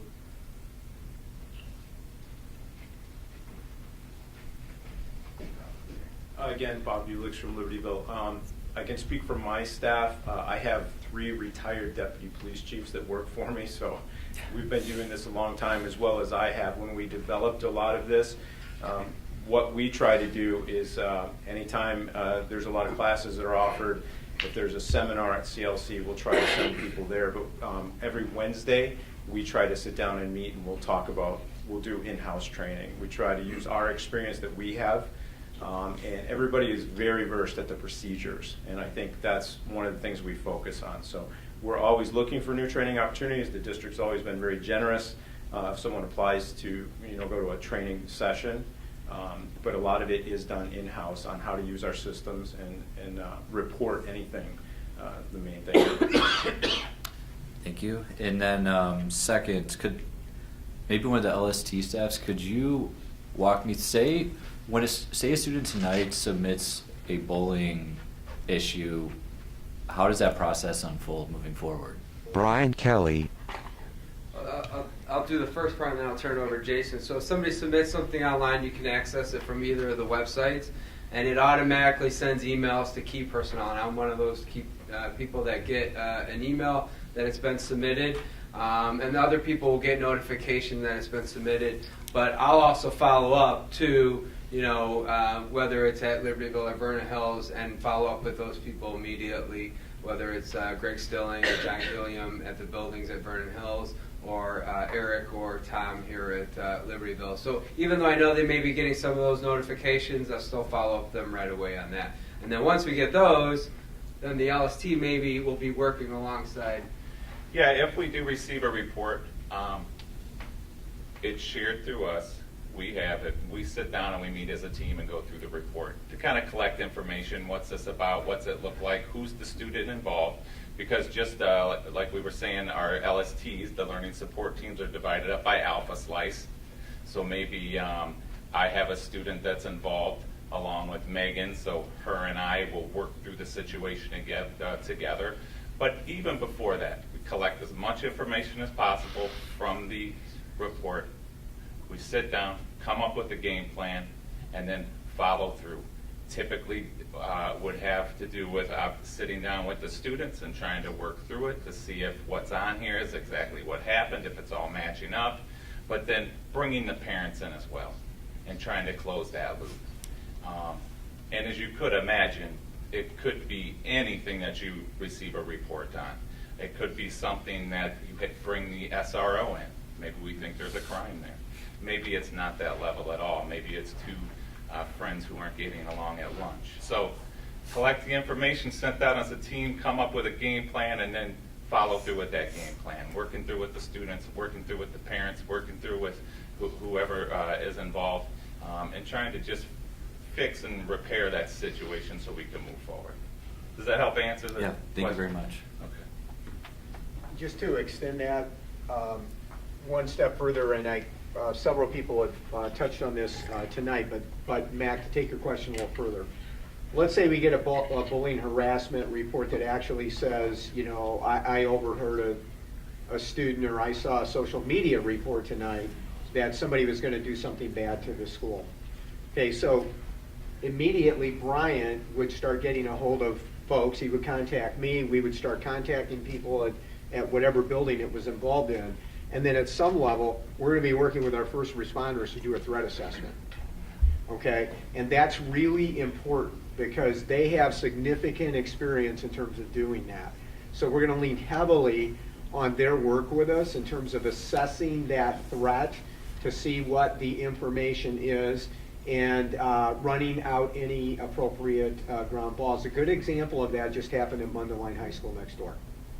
Okay, and first responders did a great job with the school. I think they have found the individuals that were responsible, and they will be held accountable for that. There probably wasn't really a threat, but you cannot make those kind of threats.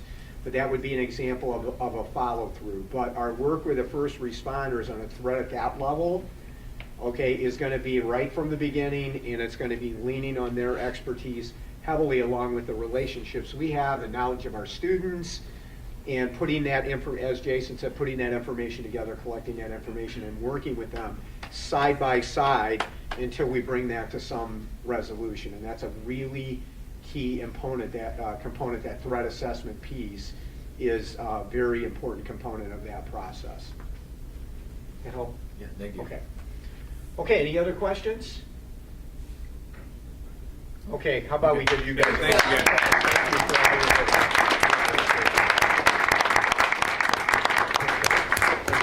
Great job. Thanks, everybody. Yeah. You have some questions in the crowd? Oh, I have a question. Yeah, go ahead. All right. And maybe the police officers can. Microphone? Oh, jeez.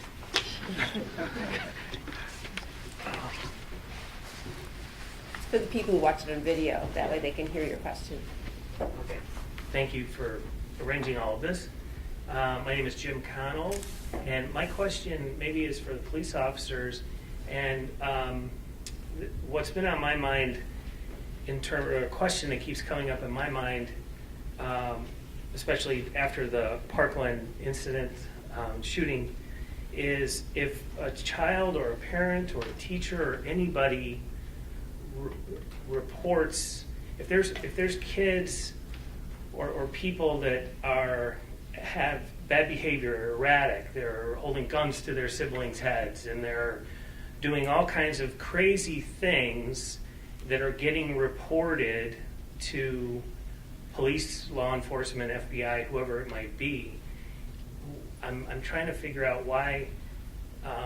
What can be done? Is nothing done because of the fact that they haven't broke the law? Like, for example, if somebody's doing weird things and saying weird things, they're not necessarily breaking the law, right? So my question is, what can be done? You know, if we're all see something, share something, how does that get elevated? I don't know the law that well. I don't know how it works, but it's baffling to me, without getting too specific in terms of the Parkland thing, but it's baffling to me that this behavior of this person was so crazy and out of control and kind of absolutely insane. But the question I kept coming up is, well, why didn't somebody haul him in? But then the other side of me is going, well, he probably didn't break the law. So you can't just haul people in, but see something, share something, it kind of defeats it. So I just don't understand. And I'm looking for maybe an explanation or some context. So thank you. You're welcome. So see something, share something is extremely important, right? We don't want, well, first of all, we aren't going to pass judgment on what happened in Florida. We don't know all of the details yet. We won't be ready to comment on that particular situation until the final report is provided. However, I will assure you, in the scenarios like you're describing, it's not that nothing is done in our communities. What we would do in an environment where maybe a crime was not committed and the person is not arrested and brought in immediately is we work with that person and family members or friends to bring either them to social services to get some immediate assistance, or we bring the social services to them. So it's not that nothing is done. Maybe we can't make an arrest at that particular time, but we'll work in that type of an environment to make sure that information is gathered, the documentation occurs about the incident and the concerns that were related to us, and there's follow-up done to the extent that we can. And we'll work not only with the school in the type of scenario that you're describing, but even outside of the school environment to bring social services either to them or them to the social services. All right. Hey, let me just add one more comment or thought to Chief Hertigan's points there is we also have in Illinois, I feel very fortunate to be a police officer with the system we have regarding firearms. It's called the Firearms Owner Identification Card Act. It's been in force for a long time. It's been enhanced in recent years. And even when someone doesn't commit a crime, if their behavior is erratic and there's other things that demonstrate they might be a danger, there's a mechanism as police officers that we can put in place to have their rights to buy or possess a firearm suspended until they go through some due process to figure out what's really behind it. So we really do have some powerful laws in Illinois to help, and I think that really gets to some of your concerns as well. We don't have to necessarily arrest. There are other steps we can do. Thank you. Okay. Thanks again, everyone. We really appreciate it. Oh. I have one more comment. Anna Dry, 1020 Ashley Lane. This didn't happen in our community, thank God, but it certainly does affect our students. As a parent, I'm deeply grateful to see all the resources that are being used. I also want to give specific thanks to LHS. Our students are affected and they're trying to process this, and a part of this process they have very important voices, and I'm just really grateful that you guys are giving those students a safe opportunity during some upcoming events to be able to voice their opinions and to be moved to action. You know, the greatest predictor of future behavior is current behavior, and you're turning them into good citizens by giving them that opportunity. Thank you so much. Okay. Good. Good. All right. Okay, I'm going to let you get you started. I'll be right back. Yeah. Okay. Thanks again, everybody. I appreciate your help. All right. Student school board reps. Who would like to go first? Student Representative Hiba Ahmed. So as we've heard, our district is very invested in student safety, and Dr. Gilliam had just reiterated to some students that he's totally willing to talk to us if we want to participate in walkouts or any other measures that we need to take in order to ensure our own safety. Moving forward, 1X was on the 15th and 16th, and they performed the play Love Is. The shows were about types of love, figuring out who you are, to finding your place in a waiting room, to family, to an underdog at a New Year's party. There was something for everyone. In addition, there was the Winter Band concert last Tuesday with senior soloist Drake DeBoer, and the Winter Orchestra concert last Thursday with senior soloist Tim Lee. Calvin Yoon set the school record in the 100 fly at sectionals and competed at the IHSA state final swim meet last Friday. Blake Teschke qualified in the wrestling tournament for state on February 15th. And another congratulations to the dance team for their 9th place finish at the IHSA state finals, and the cheer team as well for finishing 12th at the IHSA state cheer finals. We had a couple national merit finalists from VHHS specifically was Felicia E., Theodore Chen, Hayden Lau, Nikhil Montani, Anmo Parande, and Kevin Yoon. We have also launched a new initiative called VH Day of Service, which will be on April 10th this year, and we launched a sign up for that. We had 300 students sign up within 6 minutes when we first launched that, so that makes all of our volunteer spots full. And then we'll update you on the further progress of that on our April meeting. Everyone is also very excited to spread the spirit of VH Give throughout the community. Student Representative Francis Ferrolo. So we also have a new school logo. A group of staff and students worked with local artists to create a new branding image for our school because we realized that we had different logos for all of our different student activities. The Vernon Hills History Bowl team placed 5th at the state tournament, qualifying for the national tournament to be held in Washington, D.C., and some members also qualified in individual competitions. Senior Albert Munchik's photo was selected as one of the top 20 works in the 2018 Illinois High School Art Exhibit. The IHSAE selects 20 works to represent the power of visual arts in student development and educational experiences in Illinois. So Albert's photo will become part of an annual traveling exhibition. And Blick Art Materials is funding professional framing of the work. The WISE team brought home the first place trophy at the regional tournament this weekend. The team did an outstanding job at their first level of competition, which was held at CLC on Saturday. The team advanced to the sectional meet held here at Vernon Hills on March 6th. 99 FBLA students participated in the area competition at Wakanda High School on January 28th, and 81 placed and qualified for the state competition in April. And like we saw, congratulations to senior Jordan Bunning, who was selected to the IHSA All-State Academic Team. Student Representative Madison Kerber. In LHS news, this past Friday, Dr. K took a group of 5 students, including myself and some LHS staff, to visit some local high schools, so New Trier, Stevenson, and Glenbrook high schools, to view some of their student spaces, such as their libraries and their Project Lead the Way spaces. And the goal of the field trip was to take notes of what really made each space collaborative and engaging for students and heighten the learning environment, and see what we can bring to LHS for stuff as simple as just new furniture or redesigning entire spaces to make them more engaging for students. In fine arts news, we have a lot. Freshmen and sophomore put on Lovesick on January 25th to 26th, and then also LHS presented the winter play Blithe Spirit on February 15th to 17th. LHS jazz groups received #1 ratings in the North Shore Jazz Festival, which is the best they can get. And then also LHS bands had their winter concert this last Wednesday. Orchestra has theirs this Wednesday, and then choir will be next Wednesday. In athletics, our POMS team finished up their season by competing at state. LHS senior Dylan Boyle received 5th place, and sophomore Maggie Koberstein received 6th place at the varsity championship for fencing. And then Joey Bissing and Jackson Patton qualified for the National Ice Fishing Championship. They are sophomores. And then our boys varsity basketball team was co-conference champions, and then many of our spring sports started today.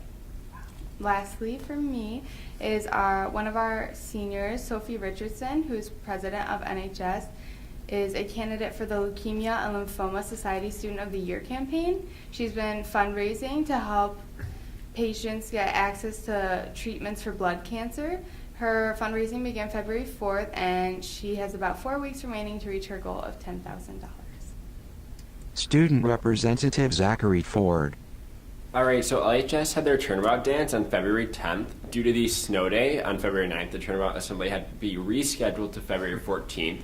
But it was still a lot of fun. LHS's own student band Fun Monkey performed at the assembly, and Anton Lesna was crowned king of the dance. The theme for the whole week was Winter Olympics, so students enjoyed a lot of activities leading up to the dance that were a lot of fun.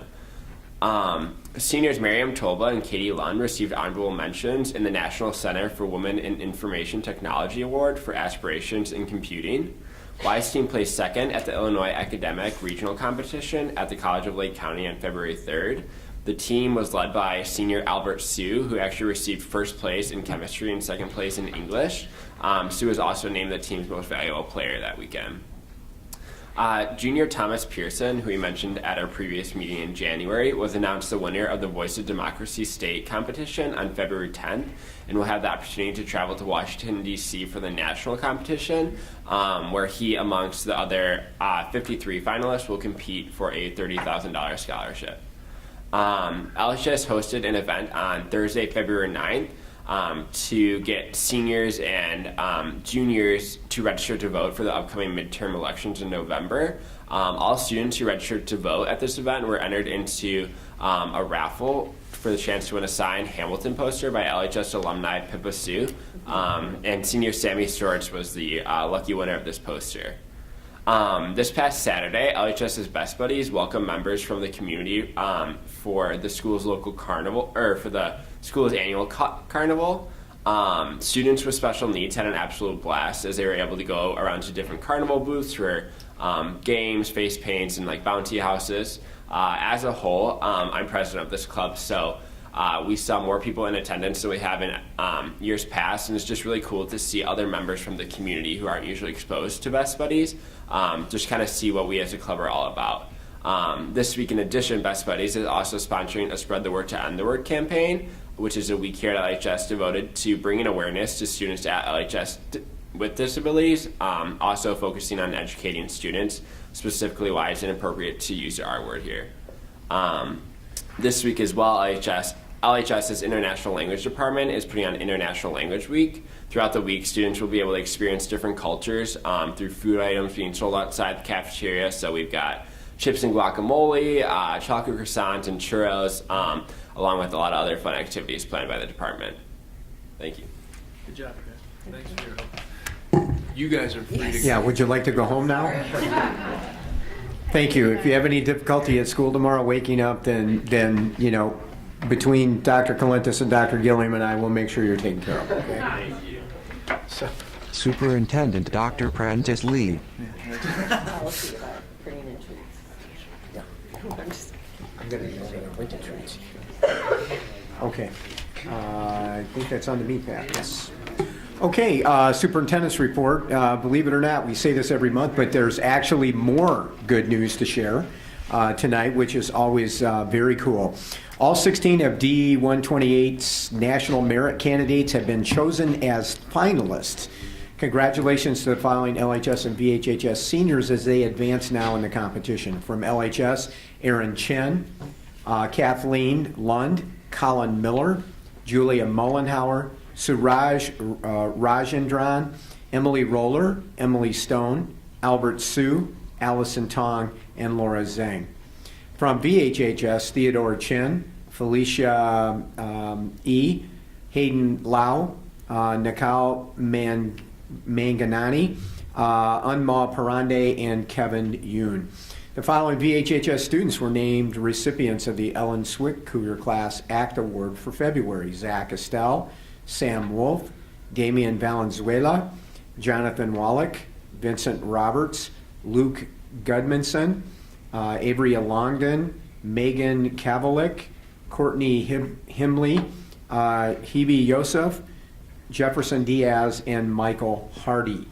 The following LHS students were named LHS February Students of the Month: Maggie Hutchins, Elizabeth Manley, Luke Underwood, Matthew Johnson, Larkin Haverty Dennis, Jalen Pitts, Gracie Benson, and Ellie Sorensen. The BHHS math team won first place at last Saturday's regional competition at Stevenson High School. The team will compete at the state tournament at the University of Illinois in May. The LHS mathematics team finished in second place at their regional math contest at Stevenson High School on Saturday. In addition to team and individual honors, John He was the individual regional champion in sophomore geometry. The LHS mock trial team had a strong performance at the Lake County Invitational on Saturday. Cecilia Snyder, Lancey Marcos, and Annie Ryan won Best Witness Award. And the LHS fishing team sophomore member, let me say that again, the LHS fishing team, okay, we do have fishing teams at both schools. We like that. Sophomore members Joey Bissing and Jackson Payton competed in the NAIFC ice fishing tournament held on Channel Lake in Antioch on February 4th with great results. The team braved brutally cold conditions to catch a limit of bluegill and crappie that weighed 5.13 pounds, earning them first place among all high school teams. The team finished 21 first overall in the mostly adult field of 43 teams. The national championship will be held in December 14th and 15th in Natawash, Minnesota. I think I'm close there. Okay, so congratulations.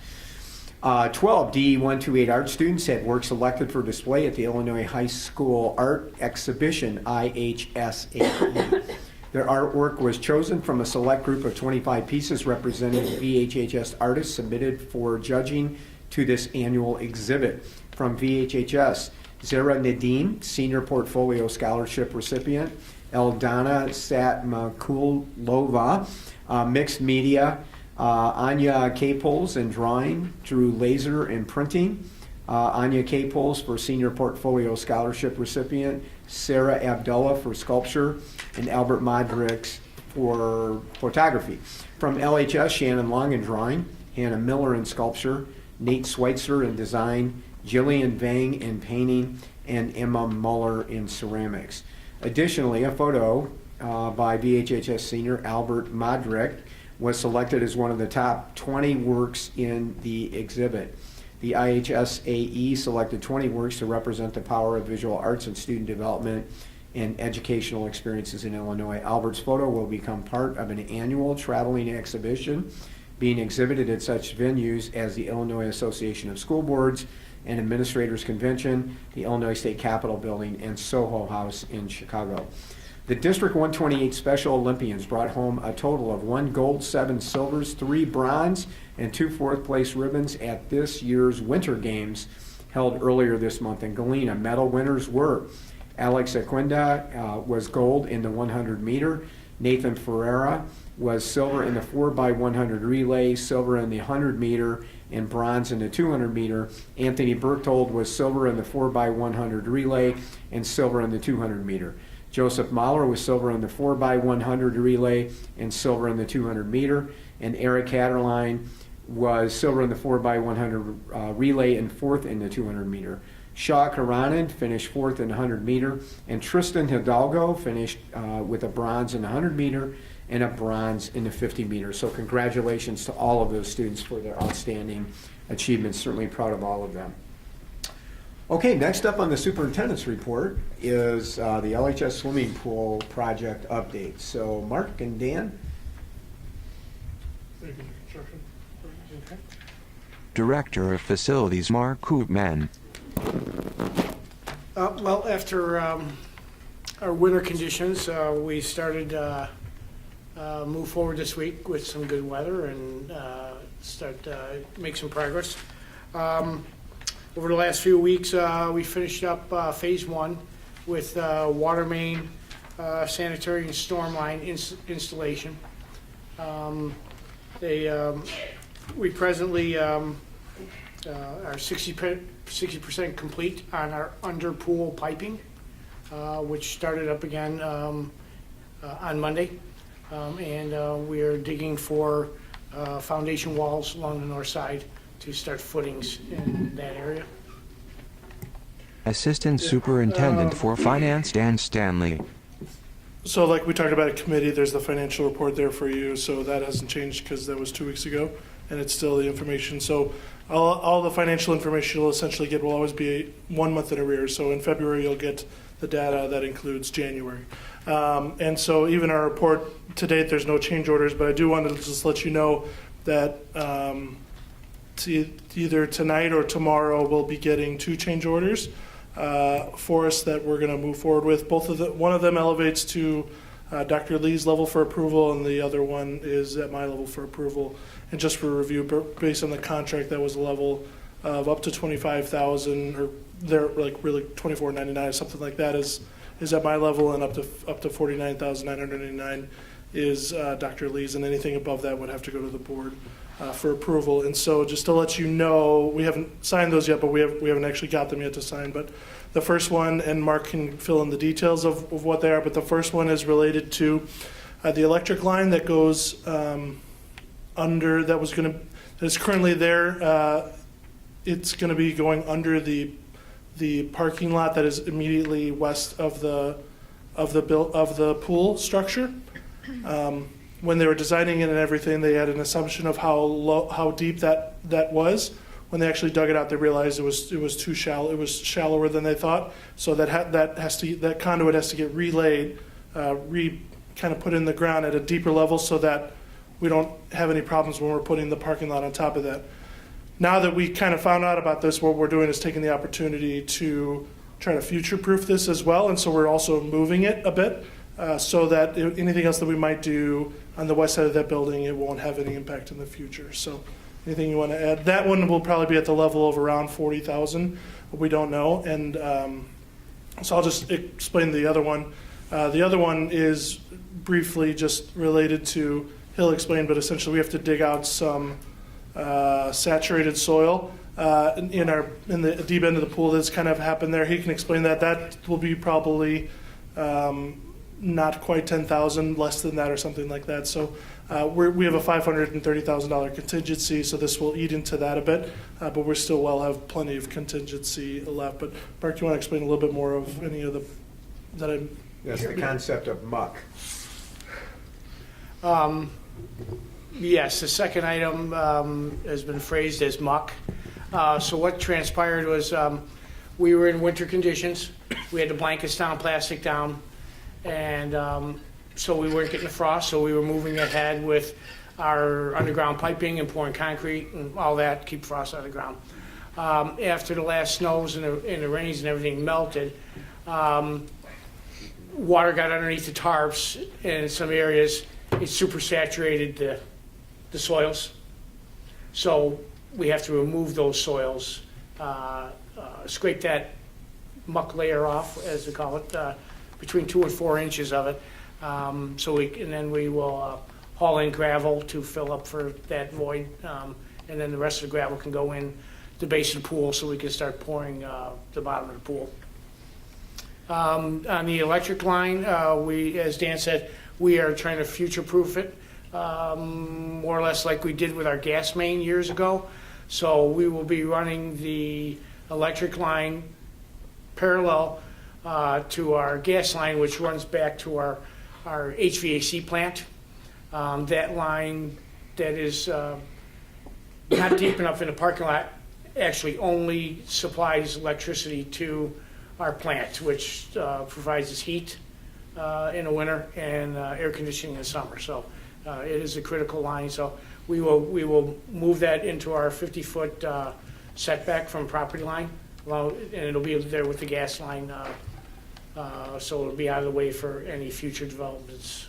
So the upgrade is it won't be sitting under a parking lot. So in the future, if we have to get to that line, we have access to that line. So just to quickly go through process again, we told when we discussed these, as Dan has already reviewed, we put some checks and balances in place. I said at that time that even on the lower change orders that Mark and Dan would be talking with me. That's just because how we do things, how we work together collaboratively in the office. So we've had some discussions about both projects, certainly supportive, and we need to sign the change order so we can move forward with the work. So, unless you have any objections, we will do that. Dan will sign the one I'm aware of, the lower one, 10,000-ish, and I'll sign the one that's around $40,000. And we'll do a report out once we get the work done and what the final cost is. Sound like a plan? Okay. All right, thanks, guys. Next on the docket is we are pleased to announce after a rigorous search and interview process that we are ready to hire the new athletic director at Libertyville High School. You will recall that one of the reasons is that we need a new athletic director at Libertyville High School is because we hired Bryant as the associate superintendent toward the end of last year. We've had two phenomenal retired athletic directors and individuals doing that job this year. They've done a wonderful job in keeping things moving forward. But we're excited tonight to recommend the hiring of John Woods as athletic director. And Tom, you just want to give us a quick thumbnail again, because we've had some conversation with the board regarding John. LHS Principal Dr. Tom Coulandes. Yes, so we are extremely excited at Libertyville High School to recommend to you the hiring of John Woods as our athletic director. Since 2008, he's been the assistant principal for activities and facilities at Champaign Central High School, and he's been an athletic director since 2003. In his current role, he supervises 21 sports and 57 activities. He schedules the building's facilities, he organizes their master calendar, and he also serves as their director of special education. He evaluates approximately 60 coaches and conducts formal evaluations for certified and non-certified and custodial staff. As an athletic director, he's highly active in the Illinois Athletic Directors Association. He served as their president from 2015 to 2017, and he's currently serving as its treasurer. This is the organization of all the athletic directors in the state of Illinois, so it gives him tremendous knowledge of other athletic programs and contacts in networks throughout the state. He was the 2015 Athletic Director of the Year for his area in the state of Illinois, which is a really big deal. He's also a National Interscholastic Athletic Administrator Association Leadership Training Institute instructor. A lot of words there, but that means he leads professional development sessions throughout the state on leadership, athletic program development at high schools, and student wellness for coaches and athletic administrators. What we really found with John, though, and among all of his professional accolades and accomplishments, he is a tremendously personable, charismatic, relationship-centered person who leads very much as a servant leader. His current principal, called him the best AD in the state and one of the top in the nation. His district director, his associate superintendent, district director, told us that he creates great relationships with parents, students, and coworkers, that he reaches out to all members of his community. And our hiring team, our students, staff, and administrative team were just really impressed with John's ability to take core values of an institution and transform an athletic program so that every aspect of that athletic program reflects those core values. So we feel that we are bringing to you as a board one of the top athletic directors in the state of Illinois, and we are very excited to recommend him to you for hire. Okay. Okay, so we will need a motion. Second, any discussion and a vote? Okay, is there a motion to appoint LHS Director John Woods effective July 1st, 2018? So moved. Second. Is there any discussion? No? If not, roll call, please. Grudy. Aye. Huber. Aye. Lundstedt. Aye. Mauer. Thurman. Aye. All right, motion carries. Okay, thank you very much. Next on the superintendent's report is 2017-2018 amended school calendar. Under current Illinois rules and regs, when we have an emergency day off of school, we have to amend the calendar. As the board is aware, we have more student attendance days than virtually any other school in the state. And as a result of that, when we have to take a day off, we do not have to add a day on the end of the year or take a day off from spring break or anything like that. However, we do have to submit an amended school calendar, which would indicate that we had a snow day, a couple weeks ago, or a week and a half ago or so.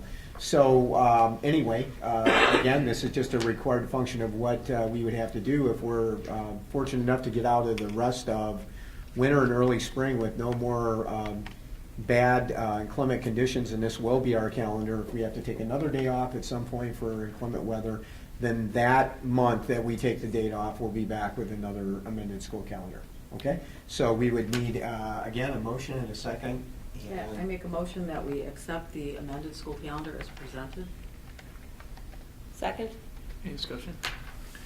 Roll call, please. Huber. Aye. Lundstedt. Aye. Mauer. Thurman. Aye. Grudy. Aye. All right, motion carries.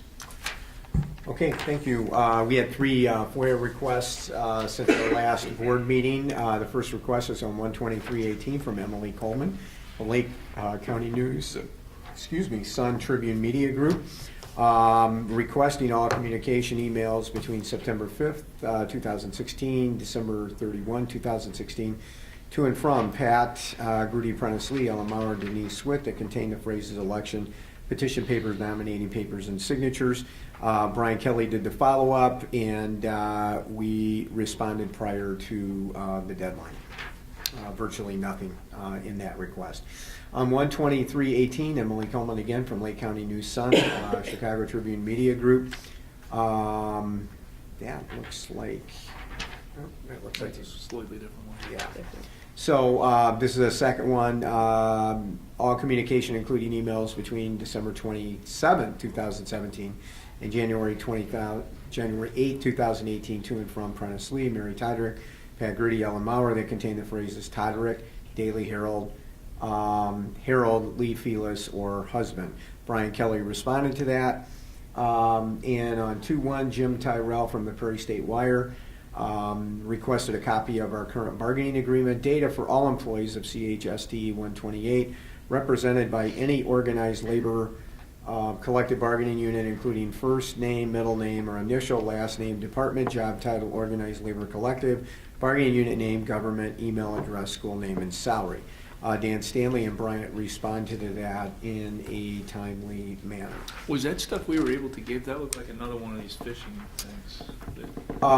Yes, because this was in the course of their employment, so that's a matter of public record. So we didn't have to create, again, on FOIA requests, we don't have to create a document that we don't have. We don't have to create a brand new spreadsheet. So we had this information in a format that was readily doable. And again, on the other 2 requests, virtually, nothing in terms of to respond to. Okay, so one last thing under superintendent's report under other, the board has in front of them. You have 2 donations. Oh, I'm sorry. See, we've been here too long. They're in here. Okay, there they are. I apologize. 2 donations. The first one from AOK Industries, Mr. Dan Runger. We want to acknowledge his donation of machinery and equipment to the Applied Tech Department at Libertyville High School as listed below. 1 Bridgeport mill, 1 4-head drill press, and 1 forging oven. So we thank AOK Industries. And the next one is from Mr. Greg Gratz in Libertyville. We want to acknowledge donation of commercial sandblaster to the Applied Tech Department at Libertyville High School we are excited to accept that gift. Okay, now finally in the superintendent's report, the board has in front of it a special gift. So Rita, do you want to tell the board what we have provided them tonight? We've previously shared with the board our process for designing a portrait of a graduate. And that process involved input from almost 300 stakeholders, a writing and design team that carefully looked at the survey data and crafted a message that, when we began the process, felt very future focused, aspirational, and the focus on designing a document that would prepare students for what we viewed as a very uncertain future world. We're happy to announce that we officially soft launched what has become our new mission with our staff on Monday. And the theme of that soft launch was the significance of our daring mission in preparing students now for not only the uncertain future that they face, but for the challenging world that the events of the last few weeks indicate that we're living in. And so the words that we've crafted to create students who are daring, who are able to discover themselves, their passion, their interests, their own perspectives, and to act on those perspectives is more immediate and more urgent. And so we're really proud of the words that you've seen previously and the brand new design that we unveiled for our students who are dreamers and doers, aware, resilient and healthy, inquisitive, nimble, and global. So we'd like you to unveil that new graphic that was met very favorably by the staff who also were issued their diplomas on Monday at our Institute Day. I'd like to open it up and see our brand new graphic.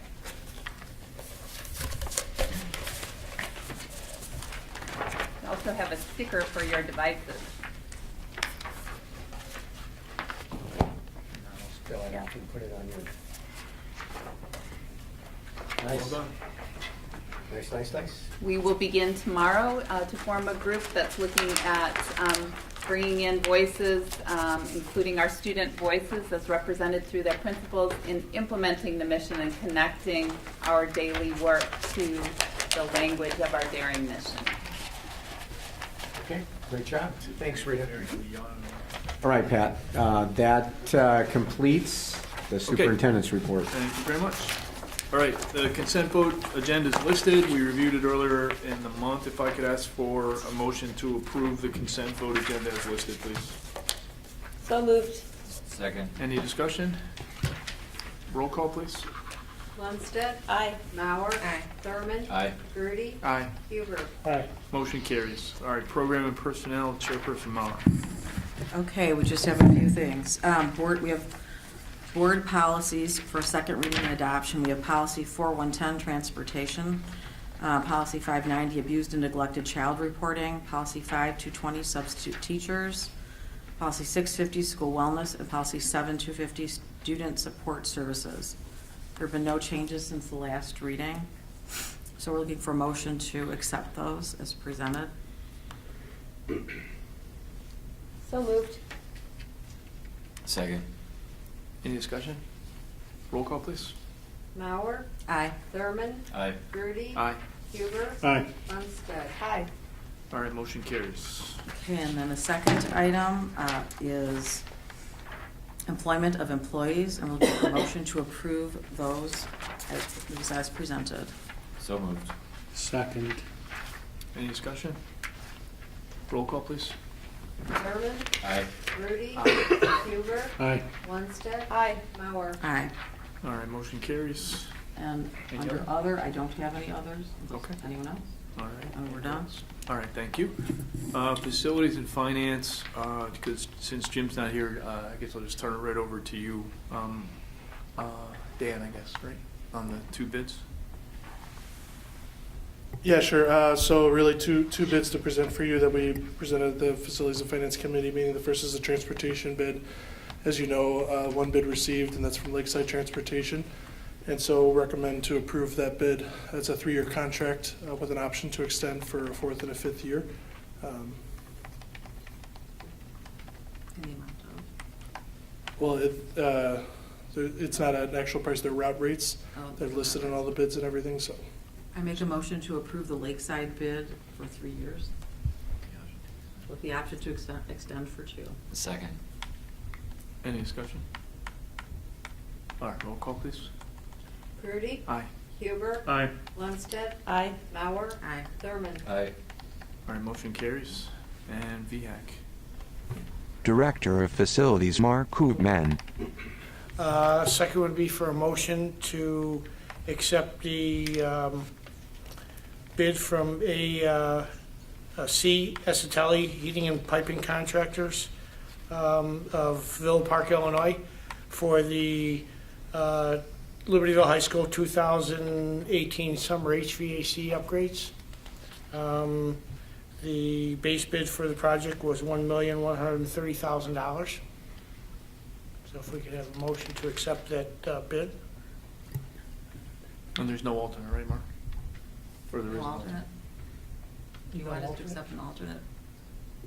No, there's no alternate with this project. Okay, all right, so total bid is $1,130,000.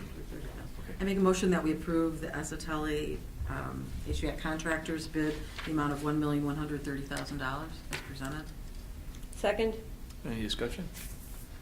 All right, roll call, please. Huber. Aye. Lundstedt. Aye. Mauer. Aye. Thurman. Aye. Grudy. Aye. All right, motion carries. Any other? Okay, that's it. All right, no property, Cito? Just as I mentioned last month, we were going to be voting on the recommended new superintendent, which we did, and she was approved, Mrs. Valerie Donnan. Great. Great background. Thank you. Important job to fill. Yes, great one. All right, anything else, Karen? Nope. Okay, no IASB, again, we're going to move into an executive session. We will not be doing item A. We will only be discussing collective negotiating matters, 5 ILCS 120/2C2. So if I could ask for a motion to move into executive session. So moved? Is there a second? Second. Discussion? Roll call, please. Lundstedt. Aye. Mauer. Aye. Thurman. Aye. Grudy. Aye. Huber. Aye. All right, motion carries. Again, we will not be taking any further action this evening. Thanks. Good night, everybody.